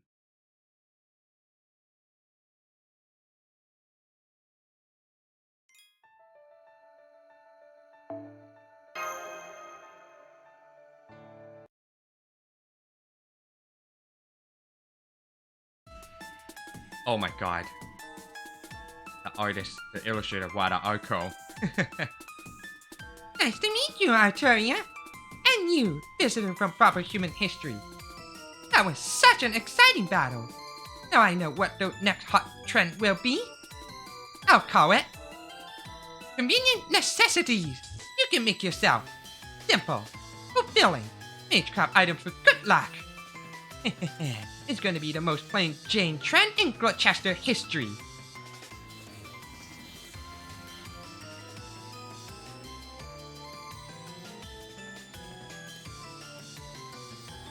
Right.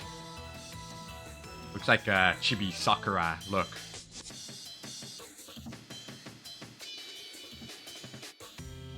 Oh, did that not go over too well? I figured there was no way a bunch of broke-ass, powerless, small-time fairies and humans wouldn't be feeling nervous after being summoned to the home of the most charismatic producer in all of Fairy Britain. So I thought I'd offset the tension and make sure you like me by greeting you a little more cheerfully than I usually would. But I guess this just goes to show why you shouldn't be too quick to leave your comfort zone. Then again, you do only get one chance to make a first impression. Oh man, she's giving me some serious BB vibes. You're Miriam? Yes, hello. I'm Miriam. I don't need to keep going, right? Anyway, it's a pleasure. Phew. Thank goodness you're back to your usual self, Miriam. I was beginning to think you'd be body snatched. What the hell was that? Are you turning into a Morse or something? Don't be rude, Oberon. I'm the perfect fairy lady, and I always will be. That was just me going above and beyond. I've been so excited to meet a human from proper human history who isn't barrel cut to you see. My fey eyes might not be what they used to be, but I can still make out auras. You're so fast, yes? You're just as stunning as I thought you'd be. If it looked like all you outsiders were like Pharaoh, I'd be killing you right now in a fit of rage. But I'm relieved to see you have a perfectly decent auras about you. It's enough to give me hope, if just a little. Thanks. But we're still trying to wrap our heads around this situation. So, you know about proper human history, and you're welcoming us here anyway? Do I have that right? Don't make me laugh. I'm not afraid of proper human history. I'm sorry, that's not quite right. It's not proper human history that worries me. It's you, Chaldeans. From what I've been told, you've been to all sorts of other worlds. So first of all, I'm going to learn for myself exactly what it is you plan on doing in Fairy Britain. Though I already have a pretty good idea thanks to what Muramasa told me. Muramasa? You told her about us? Hey, I never dreamed we were gonna end up working together. So yeah, I told her about what happened in Olympus after she interrogated me. But just a little. Interrogated you? Is that how you saw that? And here I thought it was a lovely tea party. I mean, I suppose I might have a teensy bit of trouble containing my excitement. After you told me all those fascinating things about the foreign guide, the trees of emptiness, the cryptors, and the alter egos, but even so. You call that teensy? So is it not true that the Wing Clan are the most mild-mannered of all the fairies then? No, they are. Or at least they used to be. But there aren't any mild-mannered Wing Clan fairies left anymore. Not after. Oberon? Oh, right. Sorry, I didn't mean to interrupt. Please, go on, my fair butter princess. It's okay, Oberon. You didn't interrupt me. Muramasa did. So, Frost, I just want to make sure of one thing. You do mean to leave this Lostbelt alone, yes? Your business here is only with Queen Morgan, since she was foolish enough to go after Olympus. And Chaldea has no intention of attacking Britain itself. Can you look me in the eye and swear that? I can't. Not yet, at least. I see. Not the most eloquent defense, but a well-considered one. So you're still trying to figure out who your real enemy is, and what it is you hope to acquire here. I understand. You haven't even met Queen Morgan yet. Of course, you can't make a final decision now. Very well then. Normally, I would capture you out here and present you to the Queen. But instead, I'm going to hold out on making a decision for now, much the way you are. As long as Chaldea leaves Britain itself alone, I won't get in your way. So you're welcome to keep enjoying your sightseeing in Britain. As for you, Lady Artoria, have you memorized Einzel's final prophecy? More or less? Let me see. This is the story of a single future. What became of an island of mystics that was reduced to the land of the Fae? Those of you without sin, take your leave now, for here, you will find the Queen's bottomless castle. But we need only hold out a little longer. On the dawn of the 2000th year, the King of Salvation will appear. The child who will bring Fae folk and humans together. The child who will save the world. Once she has averted catastrophe in the city of Iron and sea of Soot, her pilgrimage shall truly begin. Let the 6 bells ring out like raging lightning, like grieving flame. I think that's how it went, right? Let's say, more or less. You left out some key bits, but you got the gist. Oberon, are you really sure this is the child of prophecy? I mean, she hasn't even able to weaponize her biggest selling point. Oh, I wouldn't say that. I think she's got a few important points down. As far as the two of you are concerned, the only important passage is the last one. Since you're the guardian of the bell tower right above us. Bell tower? You don't mean... I sure do. One of the 6 bells described in the prophecy is above us right now. And I believe you found one in the Salisbury too, didn't you? Wait, are you saying you didn't come here to ring Gloucester's bell? Well...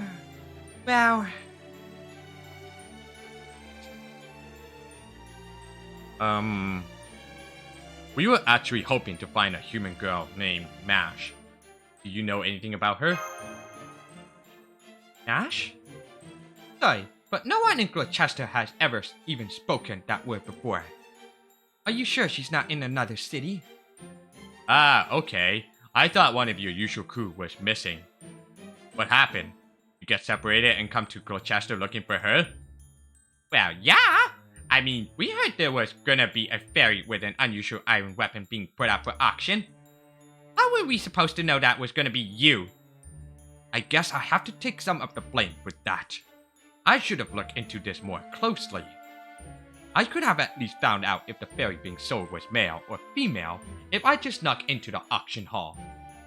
As if you could pull that off. My auctions are extremely well guarded. Not even an ant, nor a single drop of blood, could get in without detection. Good point. After all, it has been a few hundred years since you established your doctrine. Or maybe objective is a better word. That nobody is allowed to use violence in Gloucester, hasn't it? But anyway, let's get back to the bell, Miriam. How come you're being so cold to Artoria, even though you believe she truly is a child of prophecy? To be honest, I'm disappointed. Queen Morrigan may be a great ruler, but she is excessively cruel. It's not just the annual existing tax, it's the way she treats humans and how she oppresses every fairy who isn't part of a clan. It's the way she fails to handle calamities, the way she monopolized the Flotsam, the laws that keep our society a pale imitation of human civilization. In the last 100 years alone, she had all of Darlington moved, followed by building the National Slaughterhouse Theater.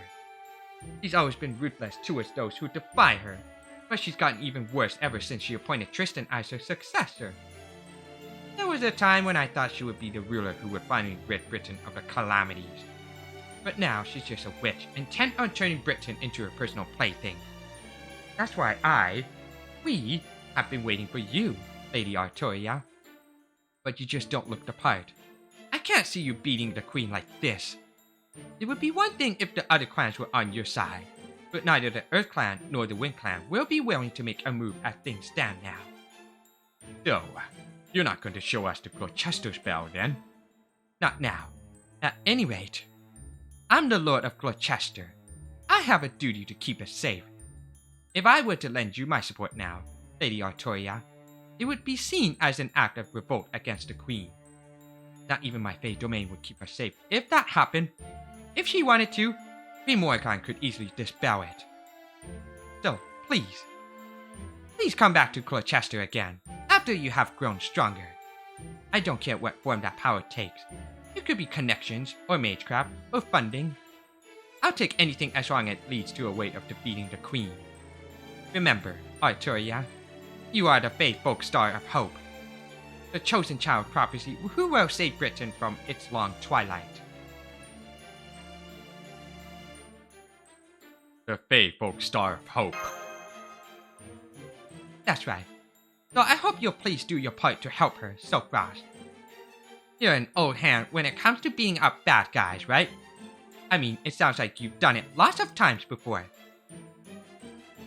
Okay, Murian, I get that you're not our enemy now, and I'm grateful for that. But what I don't get is why you go to all this trouble to help us. Even given what you already knew about us from Muramasa, we're still outsiders who in some ways pose as much threat as Queen Morgan.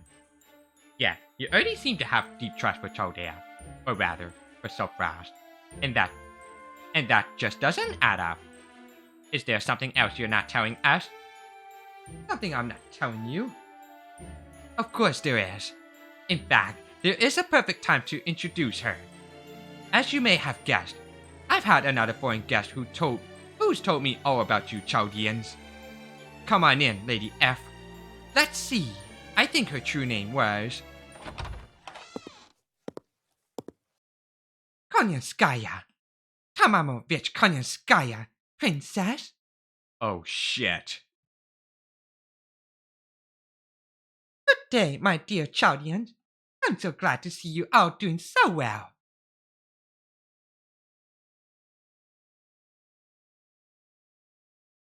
Yet another new outfit?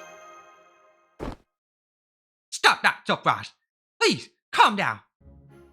Didn't I already tell you who I won't abide violence in Gloucester? Besides, she's an important guest of mine. A business partner, really. She means Britain no harm, and she has no intention of interfering with Chaldea either. After all, under most circumstances, she wouldn't even be here now.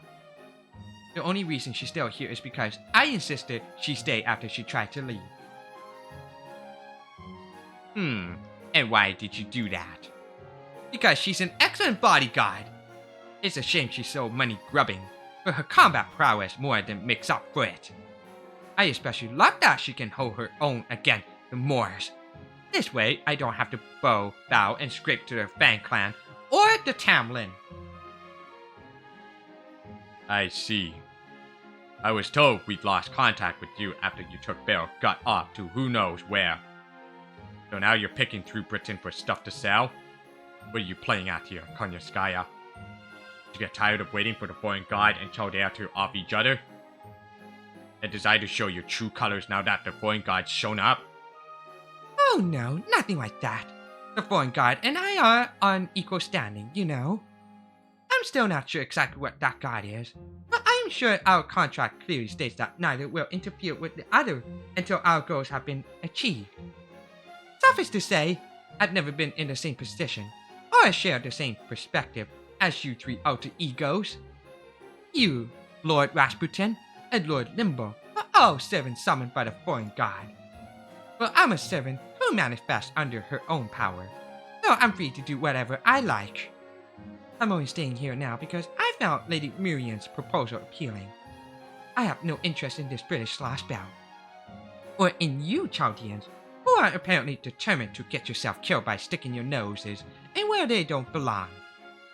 Or in whatever Queenie is up to, or in Fairy Britain's humans, for that matter. I do hope I made myself clear. So what have you been doing here up until now, then? Why, stocking up on new merchandise, of course. I've been filling my metaphorical larders with all sorts of rare delicacies unique to the land of the Fae. Every other Lostbelt has either been on its last legs, or had meager offerings, or was secluded, or something out of science fiction. Honestly, none of them really had much to offer. But Britain is a whole other story. The creatures here are equal parts unique, adorable, and vicious. They're just the sort of models I was looking for. The kind I can use to strike fear into all of humanity. Please don't write them off, Konyanskaya. We were just coming to an agreement. I swear, why do you always paint yourself in the worst possible light when you have so much beauty to offer both inside and out? I expect to be working with the Chaldeans in the future. So please, do your best to get along with them, okay? Oh, very well. If that's what the client wants, that's what the client shall get. So, on that note, Lord Sophraj, Lady Da Vinci, I know we've had our differences in the past, but here in Britain, we're both on proper human history's side. So I propose we let bygones be bygones and focus on accomplishing our respective goals. Or at least until you're reunited with MASH. Doesn't that sound fair, so fast? You're not wrong. At the moment, we definitely don't need any more problems than we've already got. If you're willing to leave us alone, we'll do the same for you. If y'all ask me, we should cut her down now and be done with it. But I guess we couldn't get away with that in front of Miriam anyway. I don't really know this lady, so I'll go along with whatever you all think is best. A wise decision, everyone. Very well then. I'll continue to enjoy my latest pleasure trip here in... Well, I, for one, hate your guts. It's Avalon, right? I'm sorry, I didn't quite catch that. Shut up. Don't talk to me. Every word you speak feels like it's rotting my ears. Miriam, I'm saying this to you as your friend. That thing is an abomination. Your trust is completely wasted on her. I'd wash my hands of her now if I were you.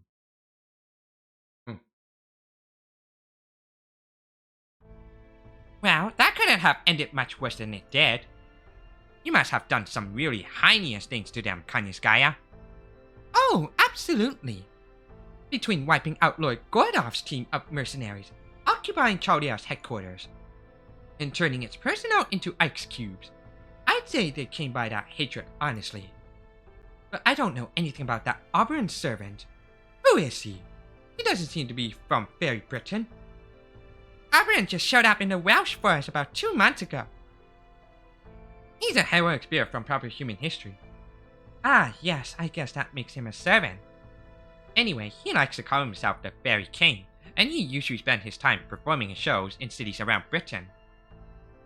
I got to know him before, when he first came to Gloucester.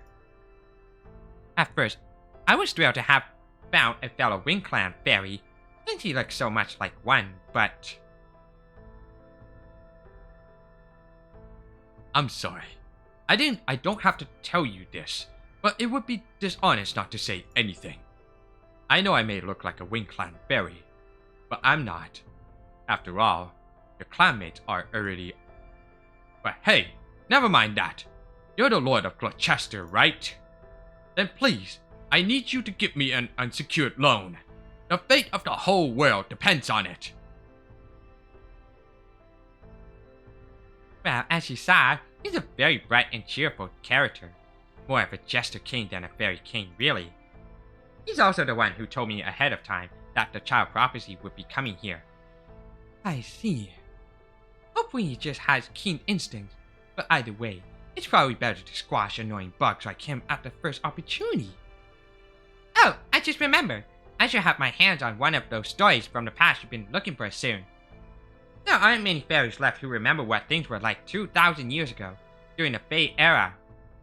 But luckily, I managed to track down a book one of Camelot's banished librarians had been keeping secret for ages. It should get here soon. You know, I'm surprised you're so interested in our history, especially when it's completely different from proper human history. Is there something useful you're hoping to learn from our past? Oh, yes, absolutely. My objective is to find demonic beasts that don't exist in proper human history and put them to work for me. I have the ability to replicate furry creatures of any size and shape, and incorporate their data into my body. Though unfortunately, I can only command up to 9 big ones at a time. I originally came to Britain to secure a 6th tail. But now, I'm staying because I'm fascinated by the story of how Fairy Britain came to be. I'm only sorry I unwittingly caused you to dip into your funds, Lady Miriam. Oh, don't worry about that. I used to be quite a bit researcher myself before I became the Lord of Gloucester. I used to spend hours holed up in the library against my father's wishes, absorbed in the legends of Esk. I was a total bookworm. At least until the Queen let those barbarians torch the whole place. Then, are you going to revolt against the Queen once the child prophecy has grown stronger? No way! The hope of all faith folk, Britain's savior? While I never had high hopes for the child prophecy to actually bring an end to Queen Morrigan's reign, I won't deny that I've occasionally entertained the possibility. But now, I find out she's nothing more than some pathetic common fairy. Her magical energy is average. She's neither especially beautiful nor large. She doesn't even have her own fairy domain. There's no way a fairy like that could possibly save anyone. I should have known the only one I can really rely on is myself. It's a shame I ended up letting Senju Muramasa go after all the time I put into him. But as long as I have you helping me, I don't need the so-called child prophecy at all. Now, I think I'll just use Chaldea and the child prophecy. Ideally, I'm hoping that disgusting human mage actually manages to take down one of the Tamlin. If just one of them falls, there'll be nothing holding Riaba back any longer. Queen Morrigan, Riaba. Riaba, the child prophecy, and so fast. No matter who's left standing, I'll have plenty of game pieces to play with.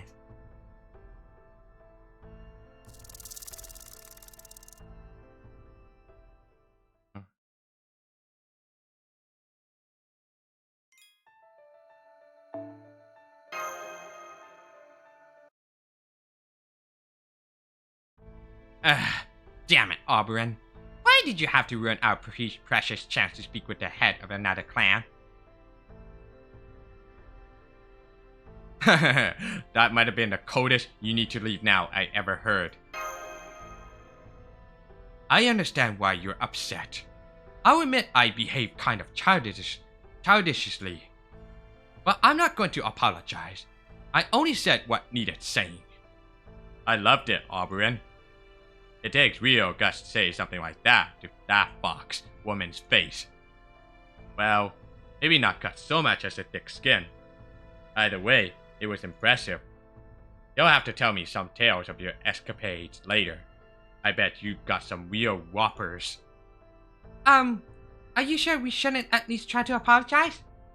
I don't know about me, but Miriam seemed like she was willing to help out Chaldea. Or at least, so fast. Oh, don't worry about that. Miriam never had any intention of helping us out. Really? Why is that? All Miriam wanted was some kind of military force that was neither the Queen nor the child prophecy. Something that would belong to Gloucester alone. She probably had her eye on Chaldea for that at first, but now that she's found a replacement. I see. Then I guess I'm pretty much useless here too. Oh, there they are. Hey, wait up! You guys are with the child prophecy, right? Where is she now? Is she gone? Did she already leave for the next city? Of course she did. She's not going to stick around here waiting for Woodrow's soldiers to come after her. Aw, I was really hoping to see her in person. Not that I blame her. I mean, she's the child of prophecy. Is there something I can do for... Well, that's okay. At least we can give you guys these gifts for her. It's not much, but please, take it. We always believed the child prophecy would appear someday, so we've been saying what we could for when the time came. Besides, it's all small change and cheap stuff like old clothes, stones, and tree roots. But this is everything we can do for her right now. You think it'd be at least for some use? So please make sure she gets it, okay? Okay, I will. I think the child prophecy would be thrilled to receive this. Yeah? Yeah! We think so too. You guys make sure you keep her safe, okay?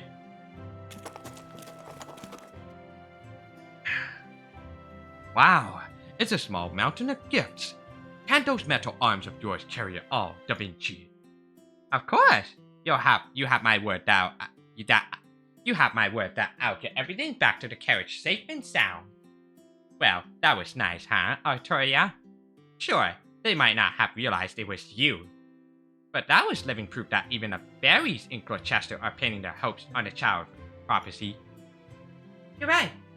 And with this many materials and magecraft goodies, we won't have to worry about keeping Selfrash fed for some time.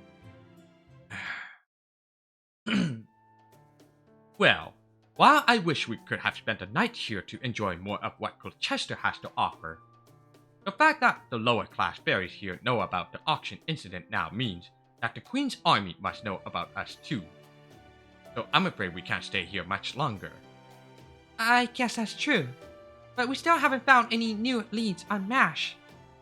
If Miriam hasn't heard anything about her, then there aren't any leads here to find. And since it seems no one in Salisbury or Gloucester has seen her, our hands are tied for the moment. Let's not forget we're also wanted for that ranch incident, so we have to be careful not to be anywhere the Queen's soldiers are likely to nab us. So I think we should stop looking for her ourselves and head somewhere safe, at least for now. Sorry, I have to ask, would it be suicide to go to other cities? Yes, it would. That goes for Salisbury too. It's too dangerous right now. So instead, what if we kept looking for MASH via different means? You guys can lay low, and in the meantime, I'll go around to the different areas looking for information on her. Just because you guys can't look for her now doesn't mean I can't. After all, give me 3 days, and I should be able to find out all the latest news in Britain. After that, we'll know where to go next. Thanks, Oberon. No need to thank me. I can't deny it's not the most proactive method after all. So we'll be camping out for a while, huh? Then we'll have to look for an out-of-the-way campsite. Don't worry, I'm great at pitching tents, and I can also put up all the different battlefields we'll need to keep undesirables away. Really? That's great to hear. But you won't need any of that this time around. Huh? Oh, now I see. Sorry to steal your thunder, Artoria. But we really need to play it safe here, so I'm afraid you'll have to wait for another time. Alright, let's get going to my secret base. See that forest over there, past the western hill? That's the Welsh Forest. It's a place that's long been abandoned by fairies and humans alike where old, dried up things go to rest. And it's the personal domain of yours truly. Oh.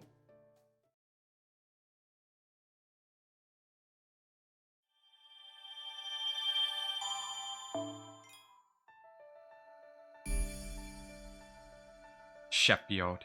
Alright, let's finish this section 5 fragment.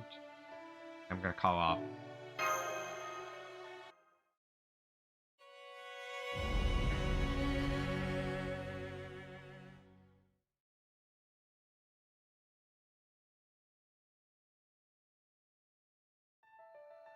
There it is, Anis.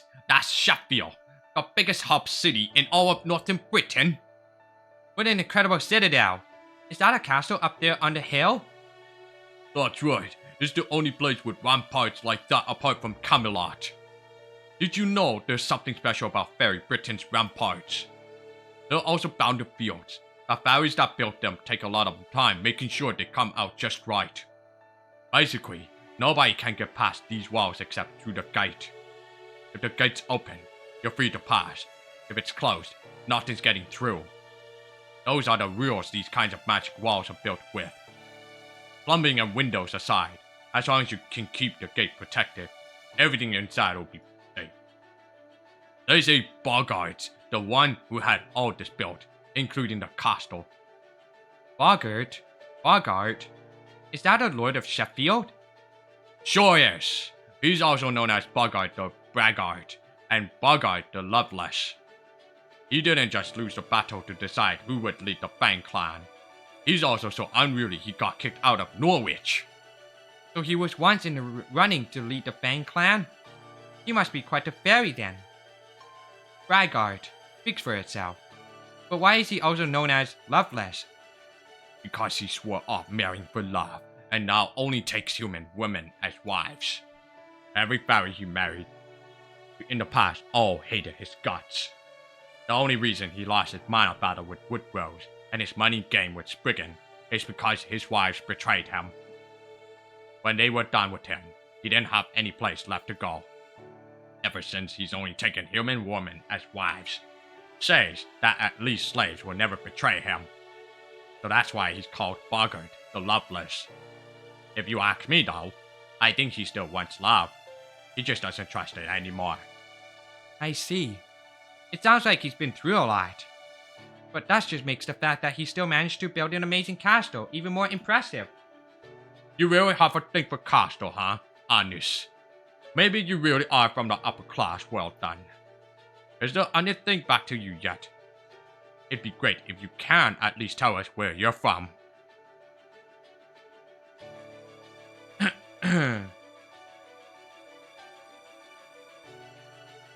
Alright, sorry. No, I still can't remember anything from before you all saved me.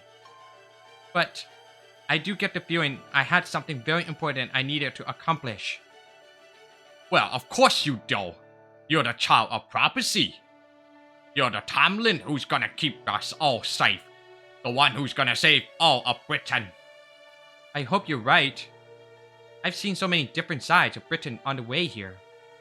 I know it's been less than 10 days since we started traveling together, but I've seen enough to know that it's a beautiful, beautiful country. If this power I possess really is meant to keep this country safe, nothing would make me happier. Hey, Wag, Rob, we're gonna have to go through the checkpoint soon. This is our last chance to let her go. I say we call a go between and get this over with. Oh, right. Yeah, it's probably not a good idea to go into Sheffield right now. But then again, we've also come this far. It wouldn't hurt to stick together a little bit more, right? Huh? Aren't we gonna introduce Honest to Bogart, Rob? Then of course we gotta go to the castle. Fine, just do what you want. We only started being merchants because we couldn't cut it as thieves. This kind of merch was always gonna be too rich for our blood.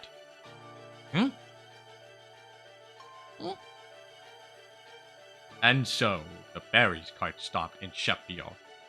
At this point, Sophros was still sleeping in the nameless woods, and Da Vinci had just become acquainted with Mike, the pub owner in Salisbury.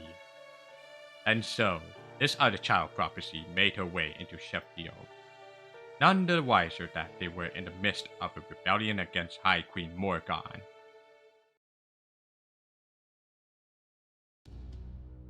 That little girl is a child prophecy? Yes, Mr. Bogart, sir. We're sure of it. She's got iron armor, an iron shield, a dangerous-looking iron pipe, and she's strong enough to smash boulders. Please don't ask where she came from. That's her secret to keep.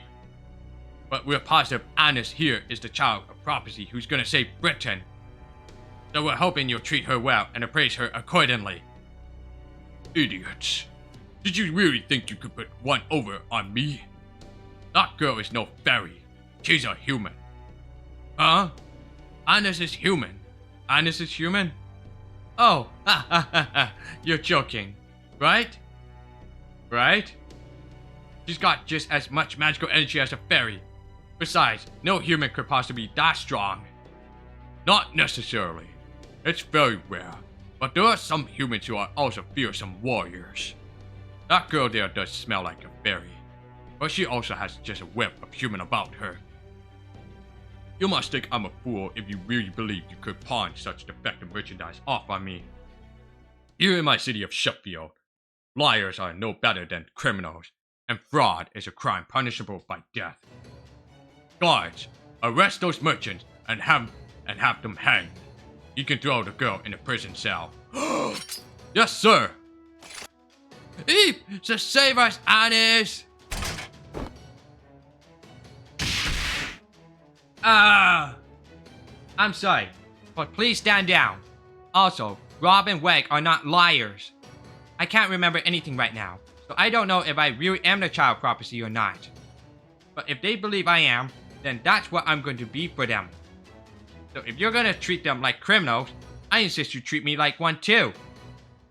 Annis, how is this girl so strong? Get the Fang soldiers over here. She's too much for us alone. Whatever you do, keep Lord Bogart safe. Hold it. No need for that. This girl means us no harm. It seems you weren't pulling a fast one, after all. Very well. I'll hear you out. Go ahead and give the merchants their payment. Now, what is your name, brave girl? Oh, Robin Wag called me Anis. It's a lovely name. Anis. Oh, boy. Do you generally make a habit of eating children? No? Then forget about going by Anis. You there. Are there any guards who can still move? Yes, sir. The others are still numb from that earlier attack, but I think I'm more or less recovered. Take this girl to Habitrot's tailoring workshop. Then once she's ready, take her to the royal chambers. I've never seen a woman like this one before. Well, I'd rather she had more meat on her bones. That attack of hers was a sight to behold. Today is your lucky day, girl. You will be my partner tonight. Once you cleanse it yourself, you are to wait for my arrival this evening. My 62nd bride. What? You're taking Anis as a bride? Huh? The fuck? And so she came to the fairy who would serve as her final bastion. The workshop of Habitrot, the ever-cheerful fairy beloved by everyone in Sheffield. Abby Cat! Abby Cat! Please don't be mad. Abby Cat! I know you've already got a lot on your plate, but Lord Bogart has a new job for you. And you think pussyfooting around would make me say yes? I already told you not to bring me any more work. I didn't come here to stitch together armor and spears and bags. I came here to sew dresses, damn it! Do you have any idea who I am? I'm Lady Goddamn Habitrot, the greatest dressmaker in all of Britain. Excuse me? Bogart said I was supposed to get changed here? Right. Abby Cat, did you finally lose it? I mean, you've always been kind of a mess, but... Alright, finally, a job worth doing. At last, my waiting has paid off. Don't tell me, Bogart wants me to make this girl an outfit, right? I'll have it done in less than no time. I mean, just look how cute she is. That settles it. I'm making her my bride. Bride? Does that mean I'm going to be marrying her and Bogart? Bogart? Okay. Oh, don't pay her any attention. This fairy's always been a little off. She just showed up not too long ago after we started looking for a fairy who could make bridal dresses. She's definitely good at her job, but she's also pretty, well, weird? Old-fashioned? Unflappable? I'm still not sure she fully understands that we're rebelling against Morgan here. Still, she is good at her job. She's always claiming she's a friend to all brides or something. That's me. I'm Habitrot the Spinner. Professional seamster. Okay. This fairy's all about helping flushing brides before the big day. But never mind that. I'm all set to get started. So let's take your measurements. Hey, I wasn't talking to you. Go on, get out of here. Give us some privacy. And tell Bogart he'll have to wait another day. He always thinks these things take way less time than they do. Got it. How about some milk? Should I bring some by later? Of course. I deserve a reward for all my hard work, after all. And don't forget to heat it up. Hi there, young miss. It's okay. You don't have to be scared. This is all happening so fast, you must be totally bewildered, huh? Well, don't worry. I'm on your side. After all, I'm Habitrot, friend to brides with bright futures ahead of them everywhere. No more stuffy iron armor for you. I'm gonna make you the best dress ever. Thank you, Happy Cat. I'm Anis. Oh, right. Bogart said I'm not supposed to use that name anymore. Is Anis the name of someone special to him? Anis, huh? Yeah, that's definitely not a good name for you. There used to be a scary fairy called Black Anis who went around abducting and eating children. You don't need a name like that. Let's see. Pardon me? Aha! I knew it. I'm gonna call you Mash. You alright with that? Okay, I had to say goodbye to Annis, but MASH sounds fine too. But why did you pick MASH? Because it's written on your shield. See? It's right here on the inside, in chalk. Oh wow, you're right. In such big letters too. I can't believe I never noticed before. So you're responsible enough to write your name on your things, but then you forgot your own name? That's funny.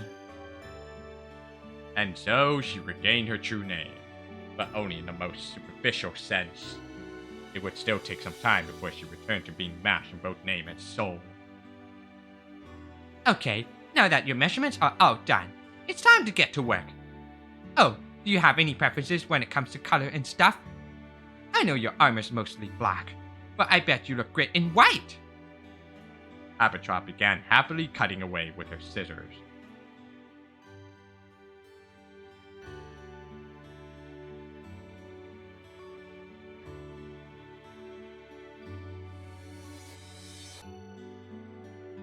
And the next day, the best time of Habitrot's life came to an end.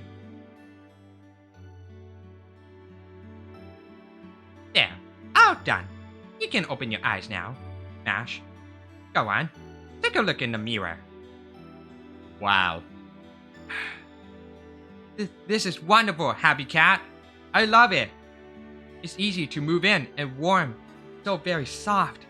It almost feels like I'm wrapped in stars. I can't believe I'm getting such a lovely outfit so soon after I got here. I must be the luckiest bride in the world. Morning, MASH. That's great. I'm so glad to hear that.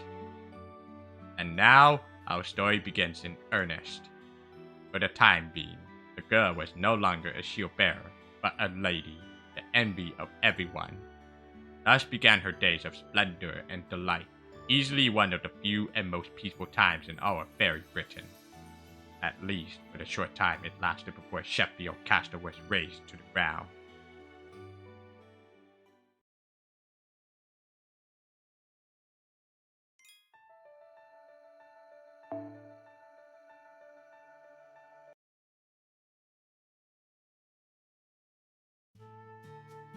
From the moment the first rays of morning light lit the sky, Sheffield's castle town was abuzz with excitement. Overnight, rumors of the Lord's new lady, the knight in iron armor, had spread in a flash. They said she was more than a match for both the Black Dogs and the Moors, and that she was even stronger than Bogart himself. More on that later. Did you hear about our new lady yet? They say she even sent Lord Bogart flying, and he withstood a blow from Gawain. Isn't that amazing? The merchants who brought her here say she's the child of prophecy. If that's true, we might actually be able to go back to Norwich. Oh yeah, I got a peek at her in the castle yesterday. She's definitely the real child of prophecy. You can tell she's no ordinary fairy. There's just something different about her. I thought my heart was gonna melt when she smiled at me. She might even be as much of a beauty as Lancelot. You hear that, Wag and Winky? The whole town's talking about Marsh. And Bogart paid us a boatload of cash for her. We'll be all set for winter this year. Too bad we can't see Marsh anymore, though. I didn't think she was gonna live in the castle. I thought we'd all be together forever. Don't be stupid. We just gotta be patient. Bogart's bound to get bored of her eventually, and when he does, we take her to Edinburgh. Buckingham Palace has announced it already. Prince of Duke, Edinburgh. You just know, Riaba, up north will pay even more for the Child of Prophecy. Oh, come on, not you too, Rob. Wag, I can't understand, but you? Mash is just merchandise. Now that we've sold her, that's it. We're done. There's nothing tying us together anymore.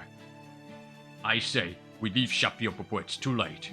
The longer we stay, the harder it'll be to make our escape. Escape? Why do we gotta escape, Winky? We've got money now, right? Aren't we gonna stay here till spring? Yeah, Mash protected us. Nobody's ever protected stage like me and Wag before. So we're gonna stay here until we return the favor. But if you wanna go, Winky, you can go. You're not like us strays who drifted here. You're actually from the land of the Fae, and you're way smarter than us. You'll be fine on your own no matter where you go. You're giving me way too much credit.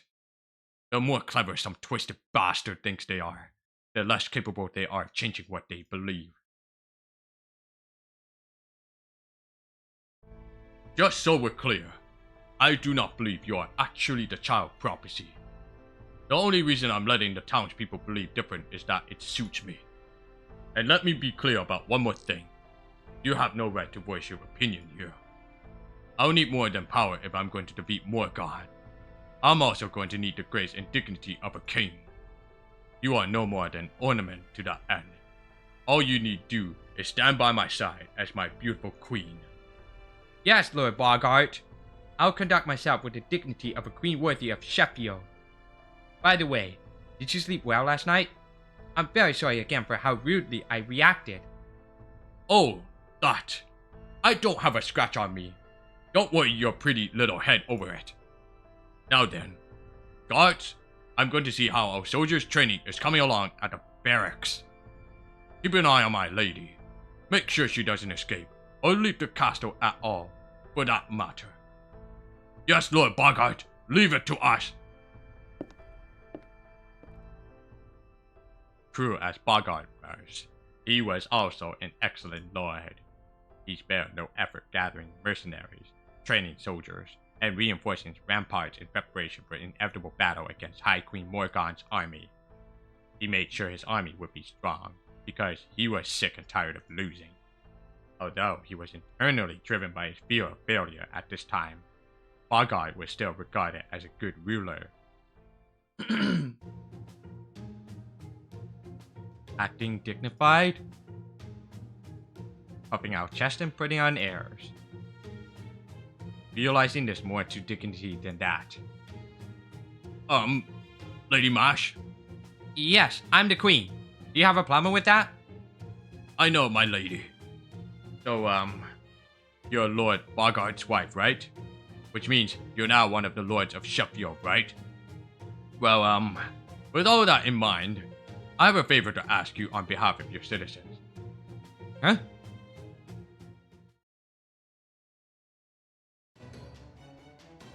We've been getting lots of eyewitnesses reports of Moors spotted in western Sheffield.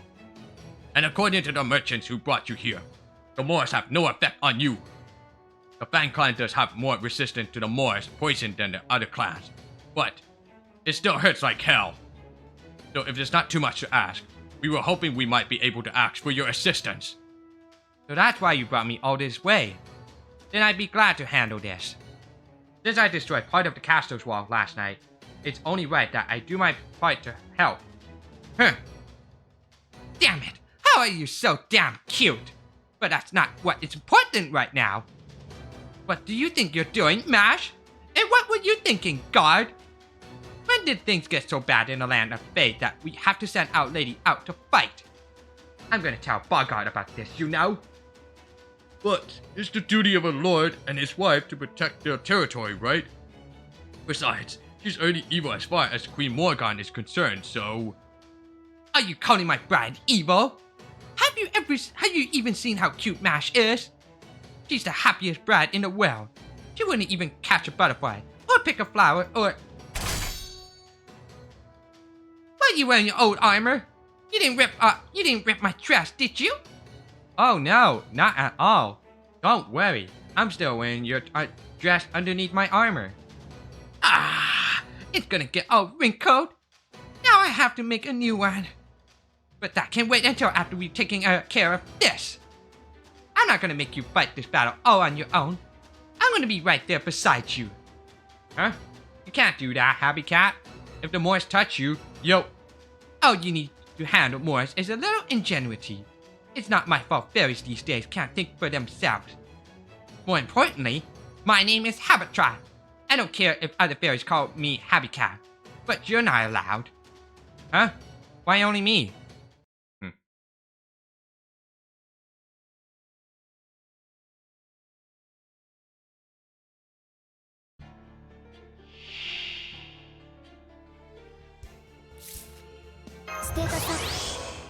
これで耐えます。 Not yet. はい、落ち着いて。はい。ターゲット。やーはっ。これで倒します。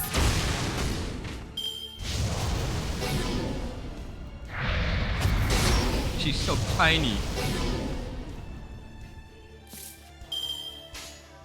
いい感じ。はい、了解。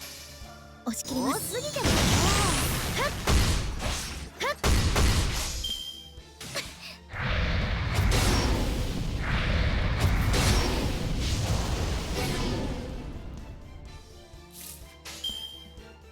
いいとも。はい、落ち着いて。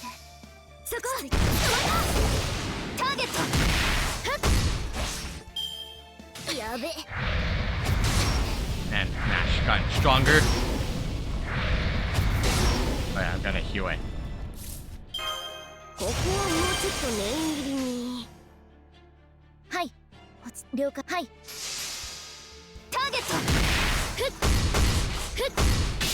これで倒します。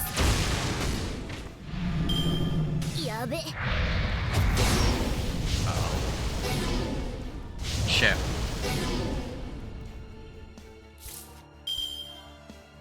急な仕事？任せて。にゃーにゃーにゃーにゃーにゃーにゃーにゃーにゃー。押し切ります。 What the fuck? 急げや急げ。明日が納期だ。ブライダルスピンホイール。ふっふっ。やべ。 Oh. やべ。 Fucking die. まだ倒れません。はい、はい。ターゲット。ふっふっ。これで倒します。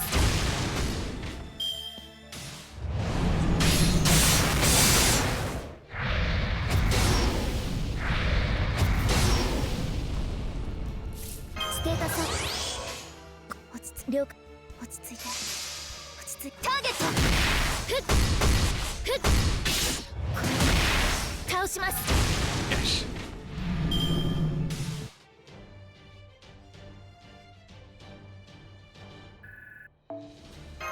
Down.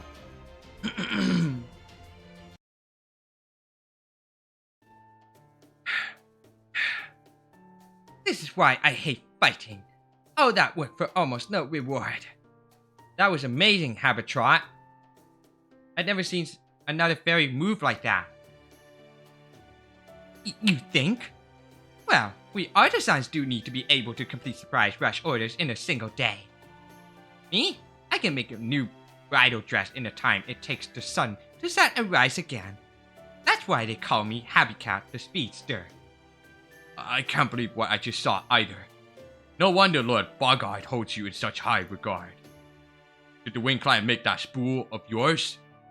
But wait, besides Miriam, the Wind Clan died out 1,200 years ago. Miriam? As in, Game Master Miriam? Huh? I didn't know she was still alive. Or maybe she passed the name on to her daughter. Well, whatever. Now that we've taken care of the Moors, how are you gonna show your appreciation? You gonna treat us to the kind of yummy lunch we deserve? I know we're not allowed to enjoy eating when Bogarts, but that won't be a problem in the castle town. Of course! I've been wanting to introduce Lady Mash to everyone anyway. Are you sure that's a good idea? Lord Bogart did say I wasn't supposed to stand out. Ah, it'll be fine. He won't be back until nighttime anyway. It was a big slog coming all this way, right? So it's only right we make the most of it. And the fairies of Sheffield love human culture, so they're not prejudiced against humans at all. Trust me, they're gonna love you down at the pub. They'll be happy, you'll be happy, and I'll be happy. Exactly. Besides, Lady Bogart prohibits us from treating humans like slaves. He says it's only fair since we've all been banished. So, we really are equals here. Honestly, I don't know what we would do without our humans. In fact, there's one human woman in particular I'd like to propose to myself. Huh? Is that so? I guess Sheffield really is all about freedom then. And here I thought he was just talking big about not doing things like Queen Morgan. I'm sorry. You said you were all banished? Oh, you mean you didn't know? This place used to be a ghost town up until 100 years ago. It wasn't until Lord Bogart and the rest of us rebuilt it that Sheffield became what it is today. We used to all live in Norwich, at least until its lord, Spriggan, had us all banished. We wandered around for a long time with nowhere to go until we ended up here. Which is why we can't just abandon Norwich now. We might have been banished from it, but it's still our hometown. So if the Queen isn't going to do anything about the Calamity Pool building up there, we will. That's why Lord Bogart is revolting against her.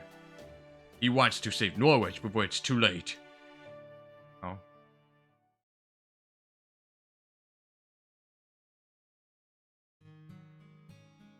You're getting much prettier, Mash. Shortly before nightfall, the time of day known in your world as twilight, the girl stood alone atop the castle walls, looking out over the land of the Fae, at the Isle of Britain, beautiful and lonesome as it stretched out under the endless twilight sky. What are you doing here? Have you forgotten the way back to the castle? Oh, hello, Bogart. The scenery here is so nice, isn't it? You will refer to me as Lord Bogart. I will not tolerate disrespect. And yes, of course the view here is nice. It's so I can see any enemy forces that attempt to invade my territory.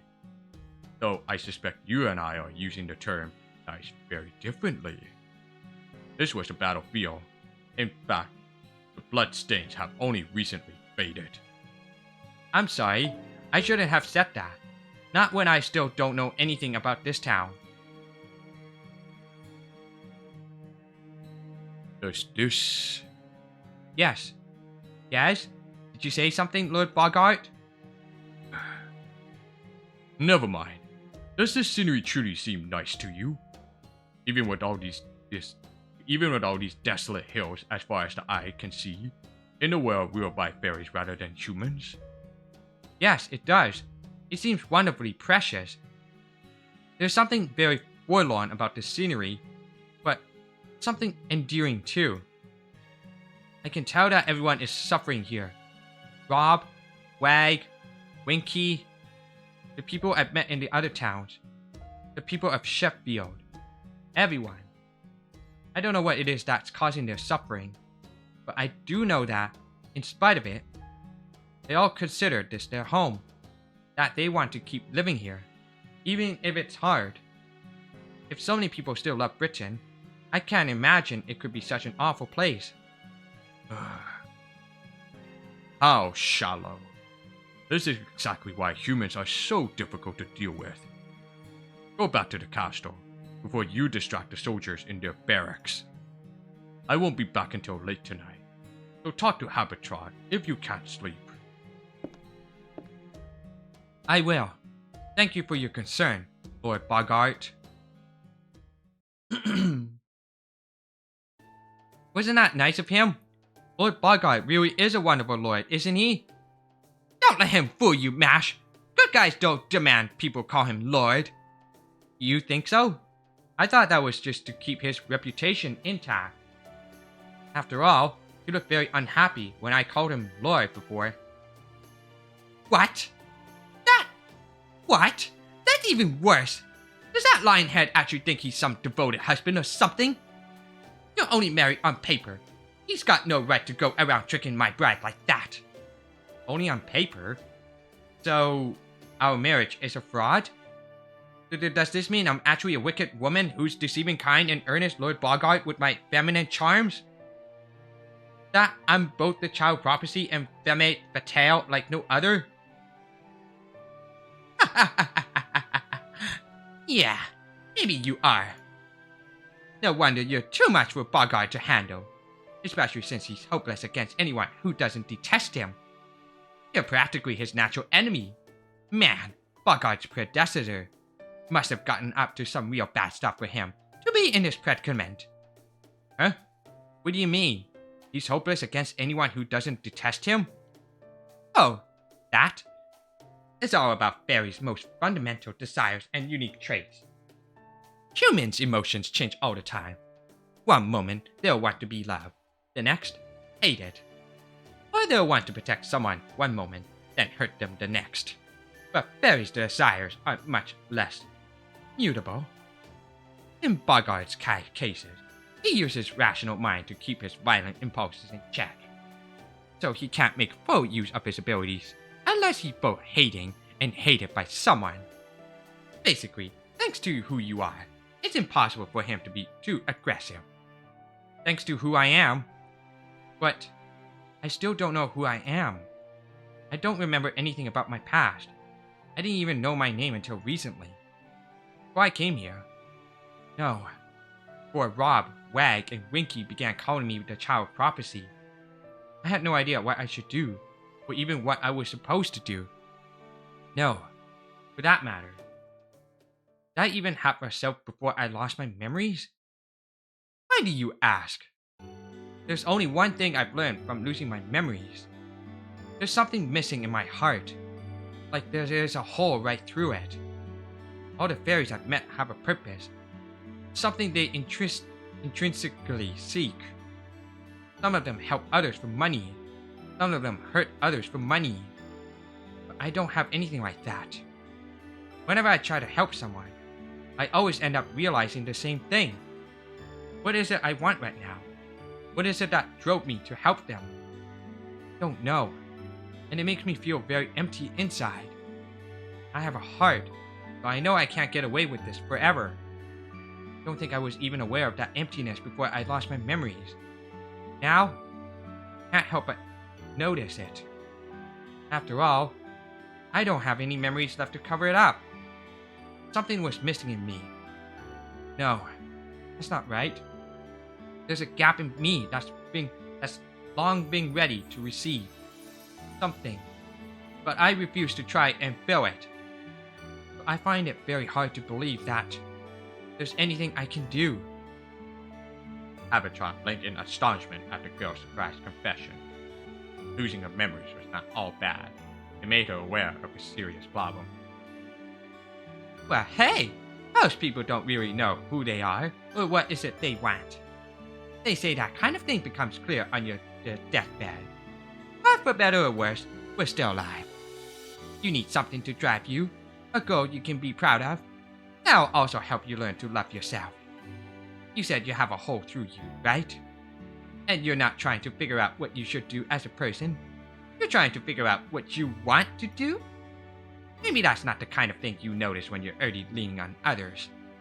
But this journey is going to be just for you, so you can find it for yourself. Don't listen to her too closely. She's gonna bail before this is over. It'll be a long, long time before the girl finds an answer she's comfortable with.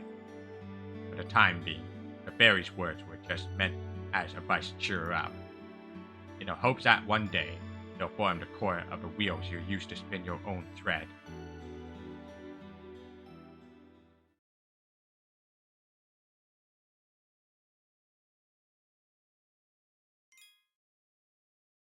Alright, let's wrap this up and then we can call it off.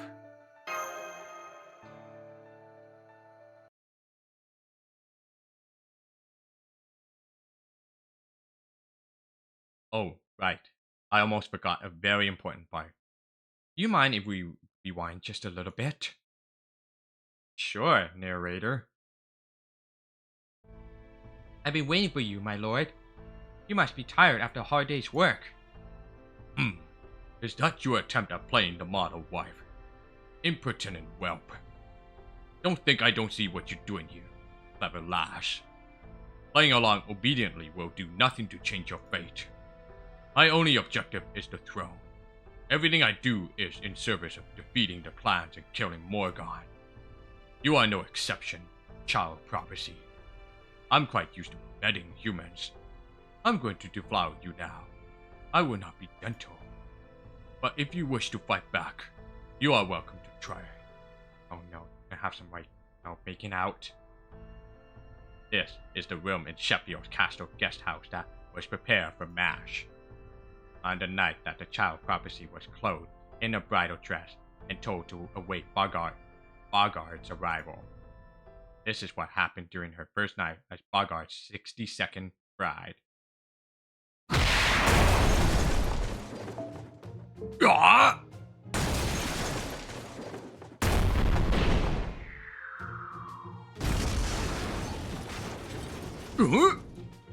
What was that? Are we under attack? Huh? Lord Bogart? What in the world happened? Ah! The wall by the throne is ruined! Everyone, come quick! The enemy is trying to kill Lord Bogart! Hold it! I'm fine. Do not call the other guards.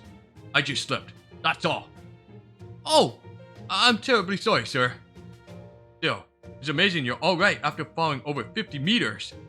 I guess that's why they call you the Stone Lion, Lord Bogart. I'm so sorry, Bogart. I'll be right down. Are you okay? Are you hurt? Again, I'm so sorry. I was actually very nervous about all this. So even though you just lost your balance from being tired and were only trying to grab my shoulders for support, you surprised me so much I just shoved out with my hands. I never expected you to go flying so far. Trying very hard not to let the sudden realization of what actually happened to show on his face. God, you ought to tell no one else about this. Is that clear? Yes, sir. Of course, sir. I didn't see anything, sir. Now, if you excuse me, I must get back to my duties. Whoa, the child prophecy is amazing. I can't wait to tell everyone about this.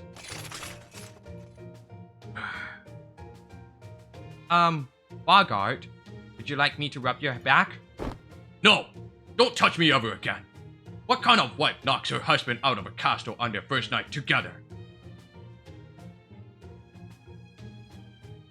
The rumor spread overnight. They spoke of an iron woman who could even throw Lord Bogart from his own castle. They said she was strong, fine, and eccentric. A new Tamlin like no one had ever seen before.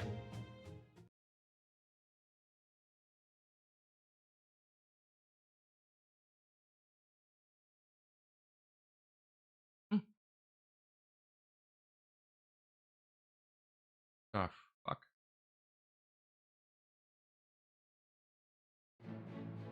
Man, Sheffield's been like a whole new town ever since Lady Mash got here. She gets rid of the Moors for us, she helps out with anything we ask of her. And best of all, she even keeps Lord Bogart from acting up. It's like he's back to his old self again. Not even the Queen's army can stop us now. Norwich is as good as back in our hands. A toast to Lady Mash, a toast to Lord Bogart, a toast to our knight, the Knight of Sheffield. Cheers! Must be nice to be you, Wag. Jeez, the Knight of Sheffield, huh?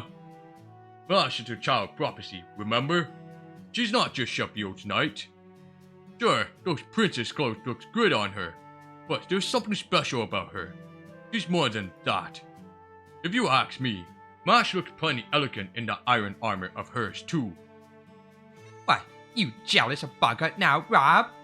Did you forget you were the ones who brought her here? Of course not.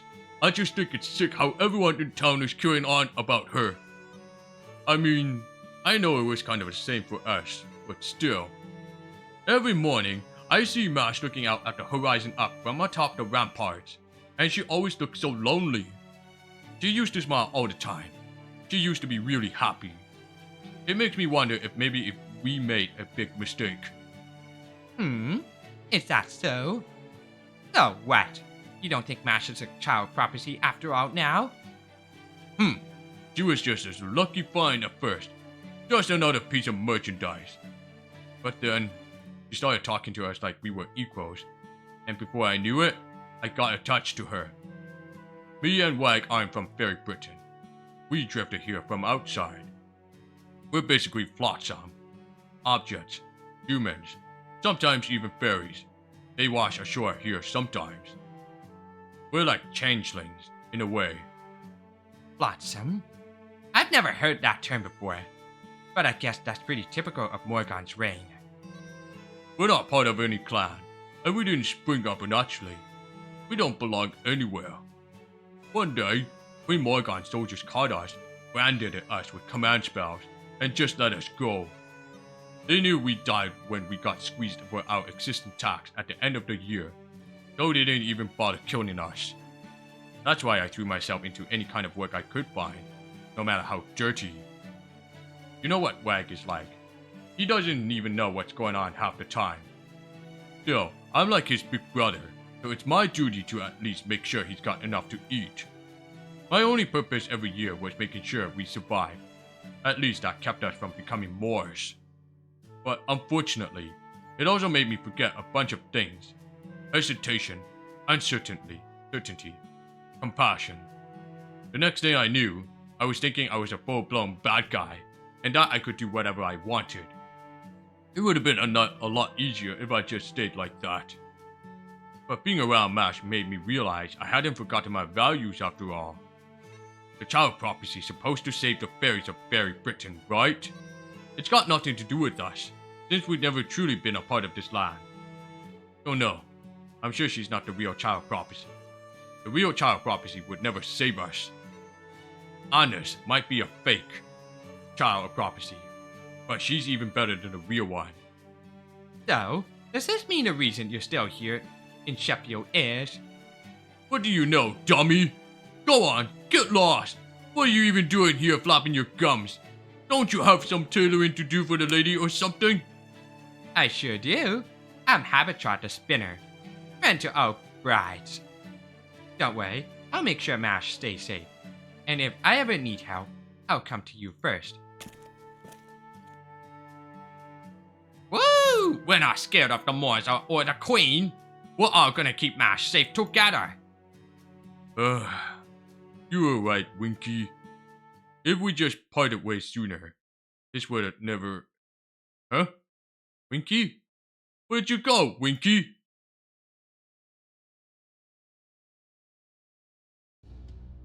What platoon has returned from Edinburgh, Lord Bogart? They weren't able to meet with Riaba, but they were successful with their business negotiations. So, they managed to procure the iron weapons then. Give the weapons to the fairies, they take the armor to the humans' barracks. Just having humans around will be enough to empower our fairy soldiers.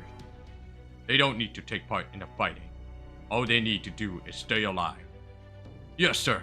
I'll have the tailor fit them for armor right away. Now, where is the child prophecy? Down in the town again. I thought I told her to stay by my throne. No wife of a lord should conduct herself so thoughtlessly. Who told her she could come and go as she pleases? Was it Habitrot? But she thinks she can do whatever she likes just because I value her tailoring skills. She is greatly mistaken.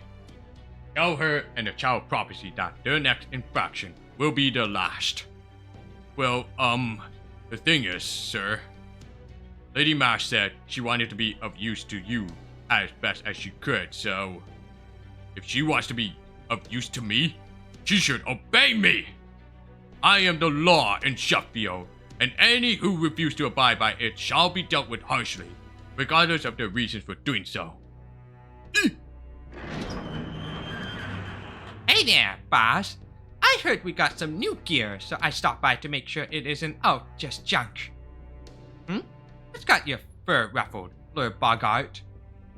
Oh, I see. You're all nerves cause MASH isn't here, right? Hey, I get it. She's super strong after all. So with that army from New Darlington that's supposedly headed this way, you probably want her here by your side to keep you safe since you're revolting against the Queen and all, huh?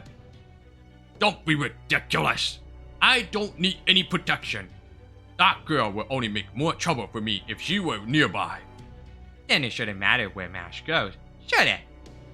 I mean, all you care about is having the child prophecy here in Sheffield. Right, Bogart? You just can't keep your mouth shut, can you? You're lucky there's no other fairy around who can do your job. Or I'd have twisted your head clean off by now. Fine. I'll let the child prophecy go wherever she likes during the day. But be warned, Habitrot. There will be consequences if you don't deliver on the promises you be making. That iron cylinder that was brought here with the girl is similar to Morgan's spear, yes? Have you figured out how it works? Is it something we can use? I still have no idea how it works, but I think I can at least get to it fire. I'm not sure that's how it meant to be used, though. Plus, just touching it makes me feel sick. Whatever that thing is, I don't think it's even supposed to exist. I can't imagine why MASH had something like that. Whatever it is, it really, really doesn't suit her at all. True. She has yet to even mention it. I suspect she's subconsciously avoiding it, running from it even. Huh? That's pretty sharp, at least for you, Lord Bogart. It's nice to hear you voice an honest opinion I agree with for on. Never mind the child prophecy. Can we use that thing as a weapon? Yeah, pretty much. I mean, it is a cannon and all. Do you know what a cannon is? No? It's a thing with a chamber that you pack with magical energy ammo, then you compress and burn what's inside a chamber until something comes out. The only thing is, it takes a ton of magical energy to use. And not that most fairies would probably wither and die if they tried. So if you plan on using it, Bogart, you better ensure you're the only one. Don't make your subordinates do it. No normal fairy could fire that thing and hope to survive. So what you're saying is, only those who are truly strong can use it, That's perfect. It will be an excellent way to demonstrate that I have what it takes to be king. I should have known I couldn't get anything through your thick skull. But anyway, getting back to what I was saying before. It looks like the Queen's army is finally about to make a move. Are you all ready to face them? What will be your strategy, O Great Lord of Sheffield? Thanks to my supporters at Camelot, I know exactly how strong the Queen's forces are. She is sending her 3rd Division, which consists of approximately 2,000 soldiers. She must have thought that would be enough to handle us. Ha! It's almost shocking how little she thinks of us. They'll never be able to get past Sheffield's walls. Our ramparts are made from strips of the Whale Tree's bark. They won't be easily destroyed. We have nothing to fear from the Queen's army without a Tamlin, and with Knock-Knock Rehaven moving south, she can't afford to send more than 1 division. All we have to do is wait 7 days for them to wear themselves out against the ramparts. Once we've held the castle for 7 days, the Queen's 3rd Division will have spent its strength. Then my elite soldiers and I need only release our pent-up anger from the siege. So you do have a path to victory in mind. Guess I was worried for nothing then. Have you told Mash this place is gonna turn into a battleground in a few days? What am I saying? Of course you have. She's as strong as the Tamlin, after all. No, I haven't. And I won't. How many times must I tell you there's no need for that?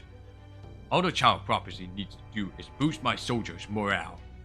Anything else would only get in my way. Make sure you keep your mouth shut, Habitrot. That girl is decoration, nothing more.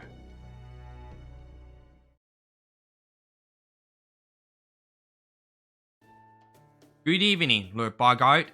It's so nice of you to visit me again. Don't misunderstand. I'm only here to save face in front of my guards. Otherwise, no fang fairy worth his fur would ever come to the realm of a woman he has no intention of betting. Still, now that I'm here, I'm not about to waste my precious time. Let's discuss the child prophecy tonight. How much do you know about them now that your memories are gone? Not much, I'm afraid. Only they are a fairy.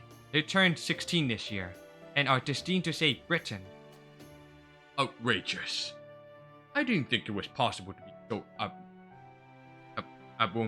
abominably ignorant. The child prophecy story begins 16 years ago. Einzel, the head of the Mirror clan who possessed the sacrament of prognostication. prophesied that the savior of Britain had been born, and that one day the true king would defeat the false king with good.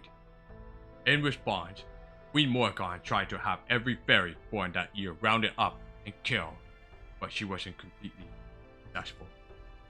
There were many villagers who had harbored anti-queen sentiment. Some of them sheltered newborn fairies in the hope that one would someday fulfill the prophecy. Of course, there were also some towns who took fairies born that year and tried to pass them off as a child prophecy. These days, some have even offered 16-year-old fairies in tribute to the queen, claiming they too are the child prophecy. That alone makes the child prophecy valuable. It's why every faction in Britain was desperate to find them. For not one fairy ever doubted that Einzel's prophecy would come true.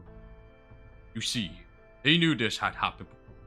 It happened other times in Britain's history where a savior has been born to rescue. A figure meant to banish the great calamity that comes every 1,000 years. It's one who channels the voice from paradise. At any rate, all but 2 of the records from the Fey era have been lost. One describes an incident that took place in Fey era 4,000 or 6,000 years ago. There a single fairy rescued Britain when constant interclan warfare had brought it to the brink of collapse at the cost of their own life. The second is the War of Summer in Fey era 2000, in which war was waged against the northern fairies who came here from the Isle of Shadows. In that war, Queen Mab's army of human soldiers wielding iron art weapons nearly succeeded in eradicating our ancestors. But then, a single fairy stepped in to meditate between the 2 camps, which led to the creation of the 6 clans we have today. This savior's name was Aesek, meaning ash tree. After ending the clan wars, she was buried in the remains of Orkney at the northmost end of Britain. The ignorant low-class fairies may believe that the child prophecy is supposed to be the savior reborn, not me. No matter how many times she may have saved Britain before, she's still lost. The calamity still exists. That alone is proof she does not deserve to be called anyone's savior. Now, if any of the previous saviors had succeeded at ridding the world of those accursed Moors, and the calamities that occur with ever more frequency, then I would have accepted their claims. I've noticed that everyone in town seems to be afraid of the word calamity. No, not just them. Every fairy in every town I visited on the way here was afraid of it. My understanding is that, as terrifying as Queen Morgan may be, fairies still obeyed her because she at least kept them safe from the calamities. Now? That's right. Morgan has declared her intention to leave Norwich to its fate. This was her second grave error, after appointing Tristan a Tamlin. I may never get such an opportunity again. You're happy about this, Lord Bogart? You can't rally soldiers without a cause for them to believe in. They need something greater than themselves.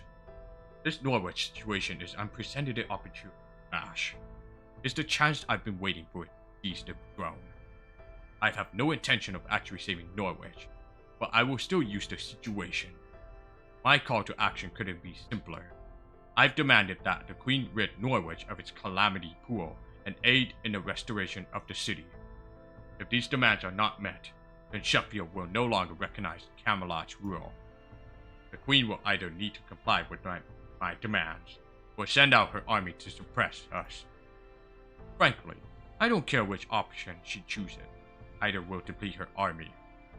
That will give me time to collude with the northern fairies, invite the Round Table army in the south to join our cause, and eventually create an army of my own to rival the Queen's. You are no more than grease for those wheels, child of prophecy. I neither need nor expect you to save Britain. Until and unless you recover your memories, you are not to make a move without my permission. All I want is for you to continue giving the people of this town hope. You're no good for anything else.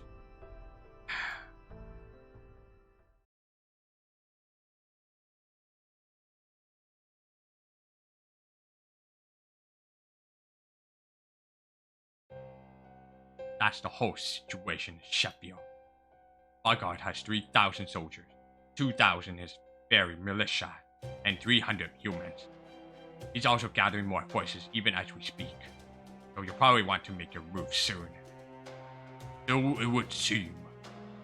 Damn it. The Queen only authorized Sheffield to assemble soldiers as a deterrent against the Northern Fairies. Now you're telling me there are 5,000 armed rebels all in one place there. That makes this the largest rebellion we've ever seen. I say it's owed largely to Lady Tristan crossing the line with her antics. Ever since New Donington was built, countless fairies have been slaughtered for pure amusement. Now, fairies from all across Britain are harboring doubts about Lady Tristan, and about High Queen Morgan for making her a Tamlin in the first place. You don't have to tell me. I'm painfully aware of that. But we've still sworn loyalty to High Queen. We can't be party to any of that nonsense. Right. Sorry about that. It just slipped out. So, what about my payment? Very well. Go on. Pay him.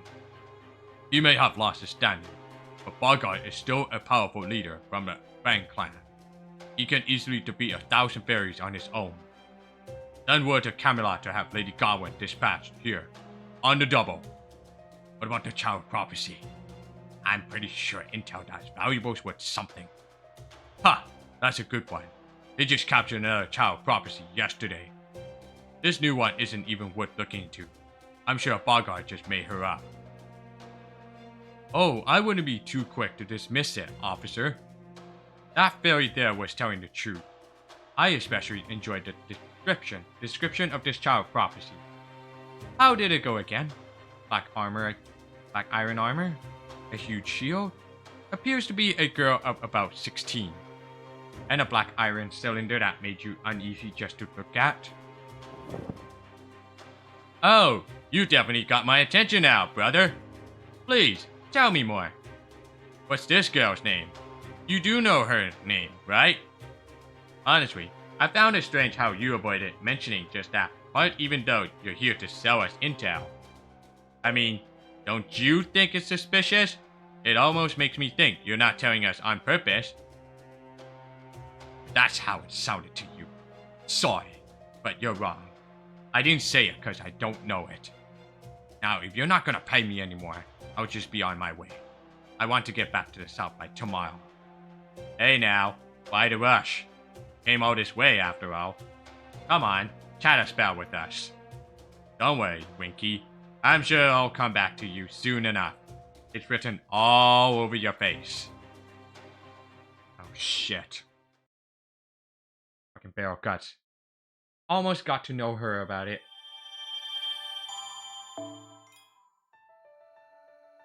That was such a long fucking story talking crap in just a battle. But that was pretty enjoying. Anyway, I'm gonna stop there. Almost past 11. We'll continue on to next for the FGO live stream. We'll see you guys in the next part of this live stream video for FGO. So, peace out and have a good night.